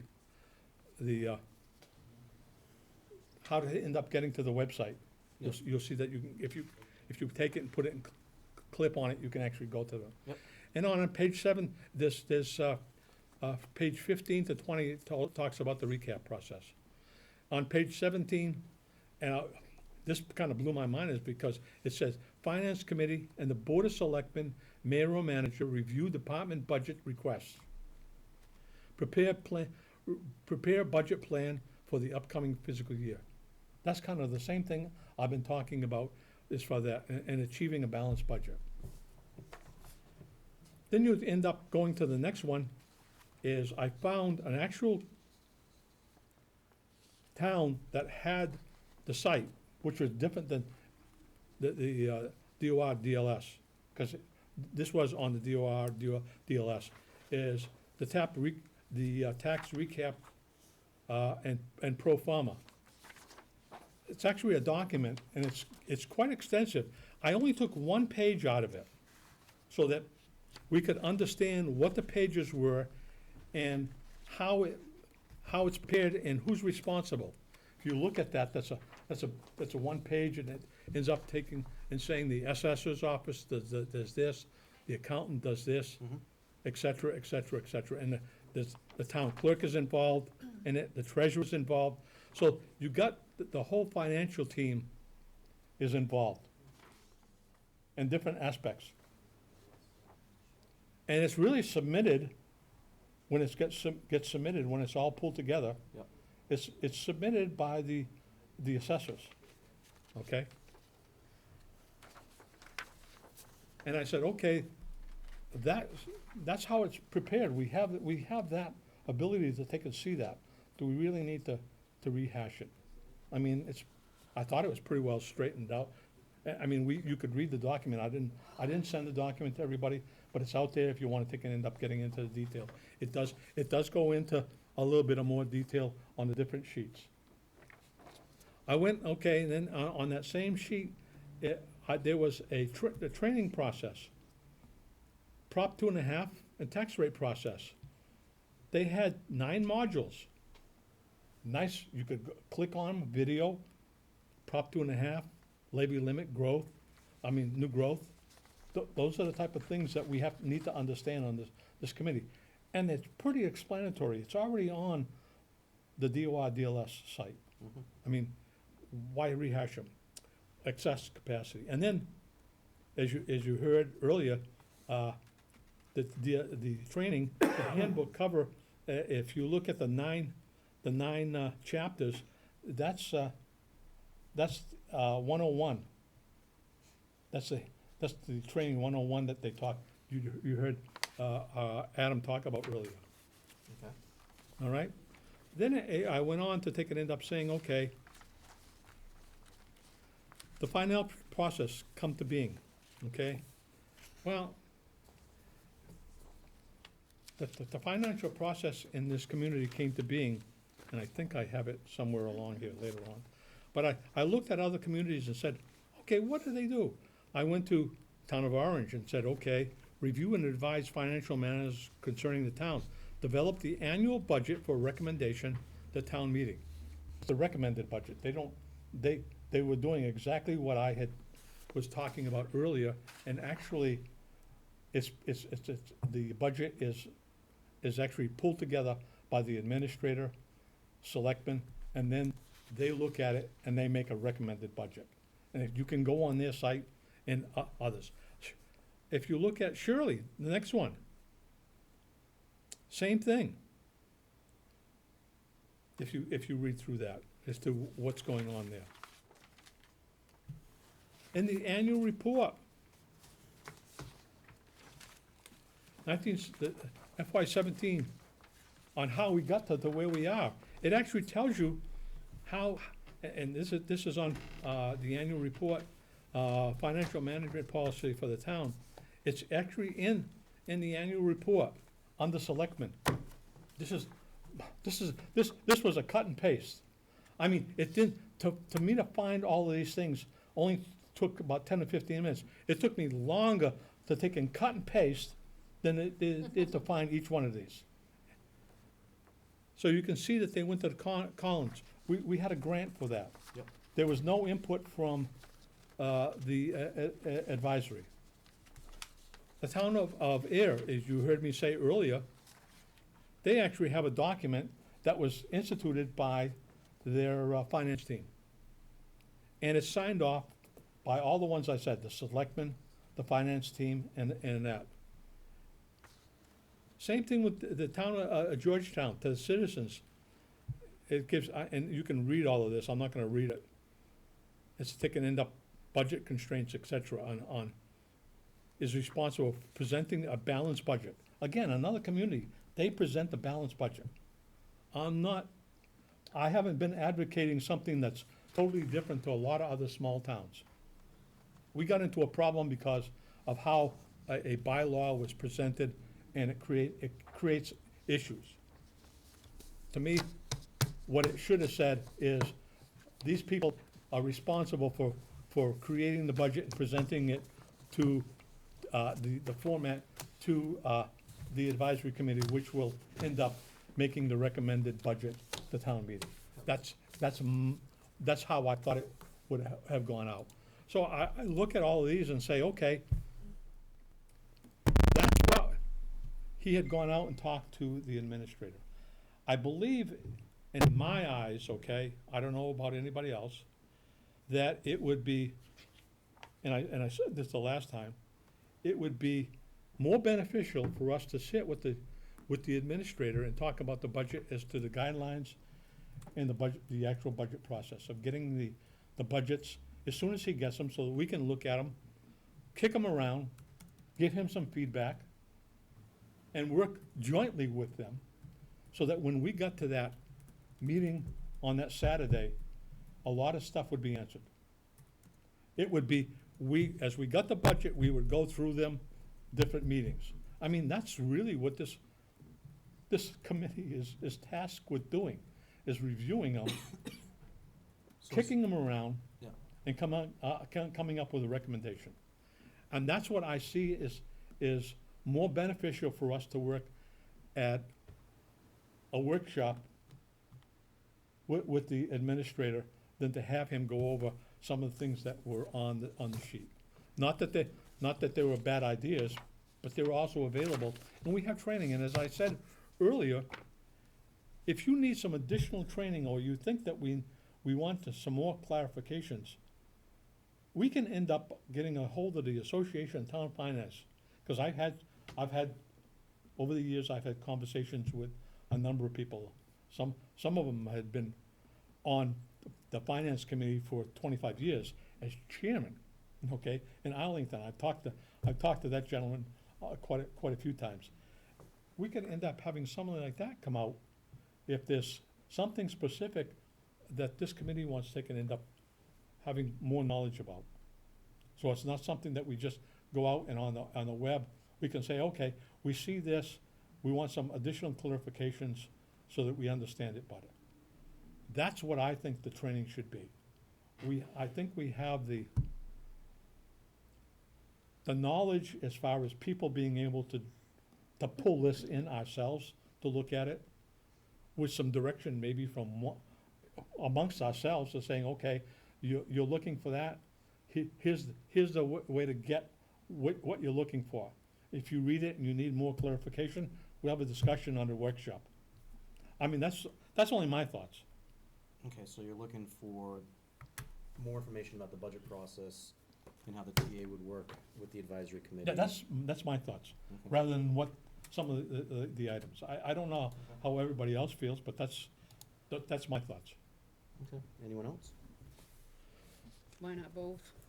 Yeah. I don't mind listening to what he wants to say, because I've never done it before. So I love everyone's opinions here, but I want to hear everyone else's as well, and Carter's included, because then I know how he thinks and stuff like that. So if we could get him to just, if he wants to teach us something, then I'm willing to listen to it, and then maybe he can also help us with the stuff that we're looking for, like you said, Well, the additional. like I said, it's better time spent with him talking about the budget versus things that, like the recap sheet, et cetera, when we can actually look at documents and actually see the process. Right. His cut at it should be the same as what's on those documents. We can do that, look up ourselves, or we can talk about those things ourselves in a workshop. Right. I mean, that's only my opinion. I mean, I'm only one member of this, so, and I'm throwing that out because that's my thoughts, because I see the more value in going through the budget process, especially if we want to get it earlier on in the process than as late as we had the last couple of years. Okay. Well, I think, like Faye's saying, if it's very cut and dry, then these couple of things are not gonna take very long Right. to explain and discuss. And sometimes even when you read something, people, it's to hear what Carter has to say and how he explains it, and maybe how the town of Templeton applies these policies, or how that works here. I mean, I don't think it's gonna take very long to hit those two things and then still discuss, like, what the budget guidelines are gonna be, or how that's gonna work Yeah, I just this don't want to year. waste his time going over something that we can end up getting ourselves. Yep. I was gonna say, I kind of agree with everything that's going on here to some level. But I think, having Carter come here and if, Faith or, myself or whoever wants to listen to whatever, Carter wants to dispel, is great. But it does give us the opportunity at the same time to ask our own questions, as they come up, during the conversation. And I think, a conversation with the administrator is not gonna be a bad thing, from the finance department. I think we could, ask whatever questions, whether we get answers, that's a whole nother thing, but it gives us an opportunity to, with a new member, ask whatever she wants and learn whatever she feels she's lacking, and for us to ask whatever questions happen to come up. So I'd agree. Well, I'm thinking too, that those questions can, if we're talking about the general, general budget policy, these things kind of play into that to an extent. Where would this be used? What do we need to be thinking about, at this point in time before, we need to figure out, we need free cash at the end of the year. So at the beginning of the year, are there any thoughts that are going to just, again, it's one big picture. So yeah, I think we won't get answers to everything, because that's a huge amount of information, but I think we can accomplish this and your goal at the same time. Is Tony looking, like, should we be formulating some questions ahead of time at all, and then submitting those? Like, 'cause it sounds like, Certainly. Probably are they be a looking good for a idea. list Certainly of if you have them, topics? yeah. I mean, not to say that if you don't think of something on the fly that day that you can't ask it, but just to sort of have a framework to start a discussion. Well, if that's the case, you by. can end up looking at some of the stuff I gave to you, go to that, look at it. If you develop questions, then that would be Right. something you come back with. Well, when Carter was here, he said if we had questions for this particular workshop, Mhm. that we should feel free to send them at our leisure, because the more prepared he is, the better Sure. it'll be.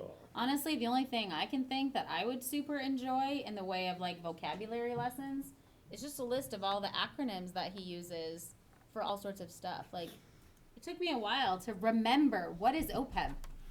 And he says it like a word, because for him it is a word. It's a thing he talks about all the time. It's part of his everyday. I did not know what OPEB was for a while. That's why I sent out the No, I know, and definitions. it's fine. It's one thing, like, I know it, but when you first start hearing it, it loses the acronym ability, and it turns into, like, was that what he had for breakfast? Like, I don't remember. What is that? Like, what's OPEB again? Yeah. So, it's not just, like, what is an overlay? It's what's our overlay. How did our overlay get calculated, and what's the plan for that? That's what I would like to know on a rolling basis. That's what it would be helpful to have, that ongoing dialogue with any town official or anybody. If, you know, just the Board of Selectmen want to come in and we can shoot that stuff around, I don't care. I think that's the thing that's important for me, just to keep it all in context like that. I should know this, but I don't off the top of my head. In our annual report, do we have definitions and acronym definitions? Because I've seen No. other towns' acronym report, annual reports where they've actually got sort of up front, Yes. this is what all this stuff means, so that when you're reading it, you kind of have an idea. 2 years ago we did.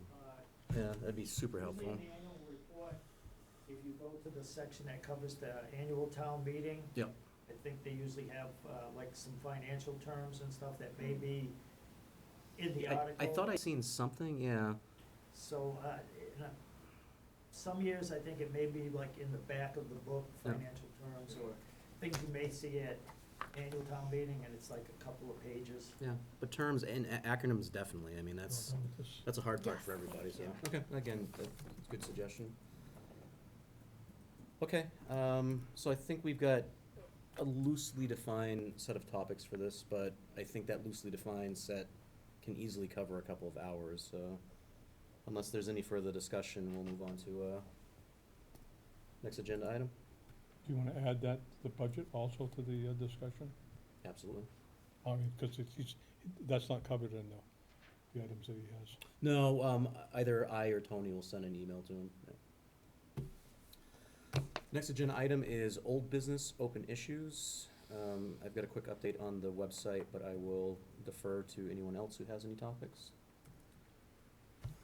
Can I talk about the website? I looked at it. Sure. And my concern was that there's, under some of the topics, it had different years. I'm not sure how well that will play into some of the documents. That was my concern. So let me start off first, because Yeah.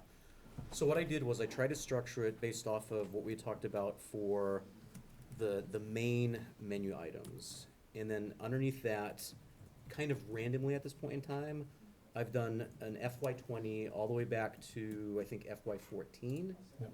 fully knowing that several of those links, probably I'll take off altogether, because there is no content I can find for it. But I just kind of put everything there for now, and then we'll clean everything up. If I know there's documents for 15 for certain things. Yep. There's some documents for 14. There's a whole bunch of stuff missing for 16 and 17, and I think even 18. So it's As far not as documents for, meeting minutes, BVA stuff. as I said to Tony, is that I have a big archive Yep. of that. So So when you get to that particular point, I can provide you with a lot of information as to presentations that this committee has made, plus side presentations, like I talked about Paul Grubb. There was also one done in 15 by Mark Barrio Yeah. at the annual town meeting. And it hit some highlights about different stuff, about budget. And actually, that's when this committee made the recommendation to end up consolidating the treasurer and collector's positions in one. We had gone out and looked at a whole bunch of communities. And oh, by the way, I still have that Excel sheet where we looked at, I don't know, 15 or 20 communities. Yep. And looked at each each one of those communities and how they were broken out and what the cost was. And that's what we use to make our assessment as to, okay, join them, and this is the recommended budget for a certified treasurer collector at that particular time, and that was in 15, I think it was in 15. So I mean, Yeah. we're talking, 4 years. Yeah. So, Back. so to your point, I hear exactly what you're saying. I would just ask you to defer for a couple more weeks until Oh, it's yeah, further I wasn't, along. until you say you're ready for Yeah. something, I'm not gonna take and deluge you with Yeah. stuff. I mean, So, do you it's, want me to copy the other members so they can see that also, or? I'm sure. So Oh, it's, no, it's, please it's getting there. You're gonna put them on the We'll see website, it on I'll the just get them from website. there. Yeah, no, yeah, just Website. send it to There you me, I'll go. take care of it. So again, it's getting there, it's just slow because of the way that the website design setup is. It's just not really conducive to the way that we're trying to do it, but I'll make it work. Now, the person who comes in after me and has to figure out what I did, that's a totally different Well, that's a story. different workshop. Yeah. We need a training for that. Well, you It's put- actually, it's really easy. Let me say, it's not complicated, it's just so much manual work that just shouldn't be there, but it's a little not old school. complicated, but that's okay. You can archive a lot of the stuff that's there already. Yeah, but I really wanna have it structured so that if you wanna see, Mr. Grubb's thing that was in 15, that Yep. you go right there and it's right there. That's My only exciting. other the pushback thought of is it that- Right? It being is. there. It is. Like the transfer documents, the transfer documents should also entertain the fact that we have a policy for those documents. And They there's, should be on the sure, same, yep. because I saw that separated and I went, well, that might not work, because if they go get the document, they won't know what the policy is and vice versa. What I can do actually, so the way it's set up is, everything has to point to something else. I can actually put it in both places. Oh, Yeah, so, because it'll be one document, but I can reference it from multiple, yeah, so that that's. makes sense. Yeah, so that's easy. Yeah, because a lot of that, you'll see, a lot of sites do that, it's a double hit. Yeah. The other thing I was thinking is, I've got a section up there that's, I call it State of Mass Documents, but really what that is guides, like the financial management guide for the towns, which is basically what we're talking about. And I'm thinking of maybe changing that to more of like, either what do we do or how do we work, and actually having a page that is a link for anyone in the town who wants to know what does the advisory committee really do at a deeper level. And for those people coming on board, it's onboarding material. Yeah, It's all definitely. right there. You don't need to go to mass.gov directly, because all the links will be right there. Some of the communities actually have another tab where you can actually go to the TCTV Yeah. and actually see their minutes. I could put that on there. That's, Oh, I'm just that's. throwing that out as a, Oh, actually,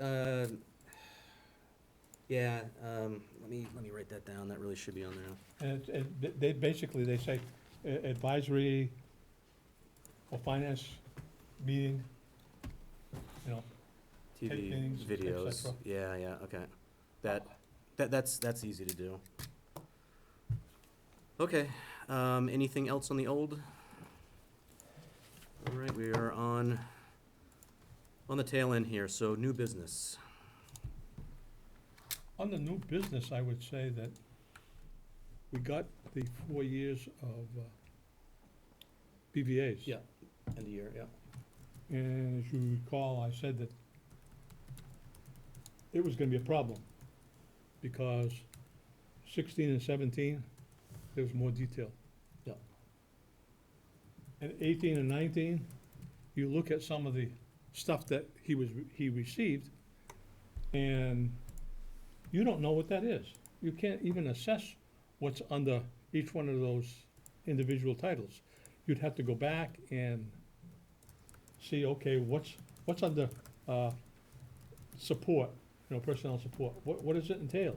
And trying to find out what personal support is, if you have to look at it, you'd have to go back and look at some reference to find out what it is, Right. to take and make an assessment when you see the number and said, oh, okay, that's what it is. We haven't used it And the question should be, why? I mean, did you heard me say that there was on this personnel support, it hadn't been used. I don't believe that we shouldn't not do training, but we shouldn't get to the point where we're not using it. If we're using it at only that level, the question should be why? And if we're not, and if the question comes back and employees are not going, why not? It should be part of their evaluation as an employee, whether they're going to training or not. I mean, I went to a lot of training when I worked, and that was part of my evaluation. I mean, I attended, in addition to my job, I spent a lot of time doing training at different sessions for different type of stuff for my particular job. So I would say that those type of things should come out of it. That's only one example. I mean, there was other things. And it's gonna be very hard to make an assessment from 16 to 19 based upon the level of detail in the 16 and 17 versus 18 and 19 budgets. But we can compare 18 and 19, apples to apples, and we'll have a 20 budget at some point. Yep. And we'll be able to add that in, so it will give us at least 3 years of apples to apples data, where we can, if we need to, go back and extrapolate the numbers we need from 16 and 17, which might be an easier way to go, rather than trying to make the newer budgets fit the old format. Let's get those old formats more like what we're looking at now. Because our budget for 21 is gonna be just like last year's. It's gonna be presented this way. That's how our current town administrator does his budget. That's what he's gonna give us. And that's okay. We just have to take a breath, and that's what we have. I think it'll be useful. I think it'll be useful to have all 4 of those documents, and I appreciate the work that Faith has put in See, to I'm try and get a them all on strong one page. person as far as transparency. Transparency, it should be. I totally agree with you. Whatever level anybody wants to look at. I totally agree with you, but we don't get that, and we cannot continue to beat the dead horse about it, because it seems to me that's not gonna change. So let's take what we have, and we have the ability to ask questions. It's only not gonna change if we don't keep pushing on it. But we if have want the it. ability to ask questions. We have the ability to attend those meetings. We have the ability to continue to ask the Board of Selectmen and the town administrator, please tell me again, what does it mean? What does employee support mean when I see this line item in whatever budget this is? And they'll tell us. So it's up to us, you're correct, to be diligent and to stay on it. Yep. But the format we receive our budgets in is, I don't think that's gonna change. And we just need to accept. Well, I think looking at the BVA is, and history per se, will help in, if you start looking at the past history for future budgets and going back and saying what happened and why and whatever, and start to look at that. And also, if you look at the revenue, it's looking at multiple year revenues to take and try to make an assessment. And when I say about the budget is, when he makes his assessment, and we had long conversations about the budget process and how the revenues were calculated, and there was pushback by this committee in 18 on that, as to how he calculated. And we pushed back on some he changed. Others did not change. I mean, there was an assessment on the excise tax, which was significantly above $1 million, and I'm not saying, $50,000 or $60,000. It was $100,000. We pushed back, and when push comes to shove, it got lowered. It got lowered closer to the $1 million range for excise, because we as a committee, we were looking at a whole bunch of stuff as to what's entailed for excise, and looking at our own personal things about excise, is to, you get an older car, and we had already seen that, some of that transition, the people buying newer cars, and that's why it drove it up to the $1 million in some previous years. And now as you know, excise eventually goes down. It doesn't go all the way down. Okay. And oh, by the way, one other comment. I'd like to take and end up recognizing one of our members for throwing this all together on one sheet. Thank you, Faith. Oh, no problem. Awesome. Any Mr. way I Bennett? can help. One thing that might help, like, is what I did personally with the BBA, so I look at it and go purchase of service. I don't have to grab off the bookshelf and open up a big notebook, or go online and go, I made like a table of contents thing. I just Okay. went in Microsoft Word, made a table, and I list, board of selectmen, this, what purchase of services, what's in there, Yep. because that detail is in that budget book, Yep. either electronically or a hard paper copy. And that's what I did. I just, when I get it, I print it out. I print it out, I open up the drawer, I take out my table, and I put next to it, and I go down. So if I see a big, like, purchase of services for, I don't know, the assessors, Yep. and I see a big chunk, about 48%. What's in purchase of services? I just look at my table of contents and I go boom, boom, boom. And if I'm real curious, I call Luann and say, hey, would you guys just buy something? She'll say, oh yeah, we just paid this or that. And that's just me personally what I do. Yep. So like you see, personnel, purchase of services, employee support, and I think some of them might have a fourth one. Miscellaneous. The government. So I just, Oh, but yeah. I made up like a Another good table one. of contents to me personally, so I help, when I do the BVA, read through it, I just reference that, so Okay, that's that good just helps advice. me personally. Yeah, no, appreciate that. Excellent. Add it to the top of the sheet, that works. Yeah. All right, any other new business? All right, so last item, next meeting, which is October 3rd, which is the workshop. Correction. September 25th. Yeah, Oh. the district meeting. Oh, yeah, true. You are correct. He's blocking it out well. I'm talking pure advice, well, yeah. Advisory committee meeting. Yeah, I'll so put them both in. next Wednesday, 7 PM, be there, or don't Be be square. there. So we have a recommendation, and, yep. Get your Everybody did family, hear your the, friends, everyone else to come out. everybody did hear on the selectmen's meeting that the moderator made, or he's suggesting, instead of starting at 7 o'clock for special and annual town meeting, at 6 o'clock. That's what he got from his survey. And I think he made a recommendation. That would require, I believe may require a change to the bylaw. I don't know. No, I don't think so. I think the moderator can do that. I don't know why we're both looking at Jeff. I don't think he knows it off the top of his head. I'm just a grumpy old man. All right, so that's the next meeting. Looking forward to seeing everyone there.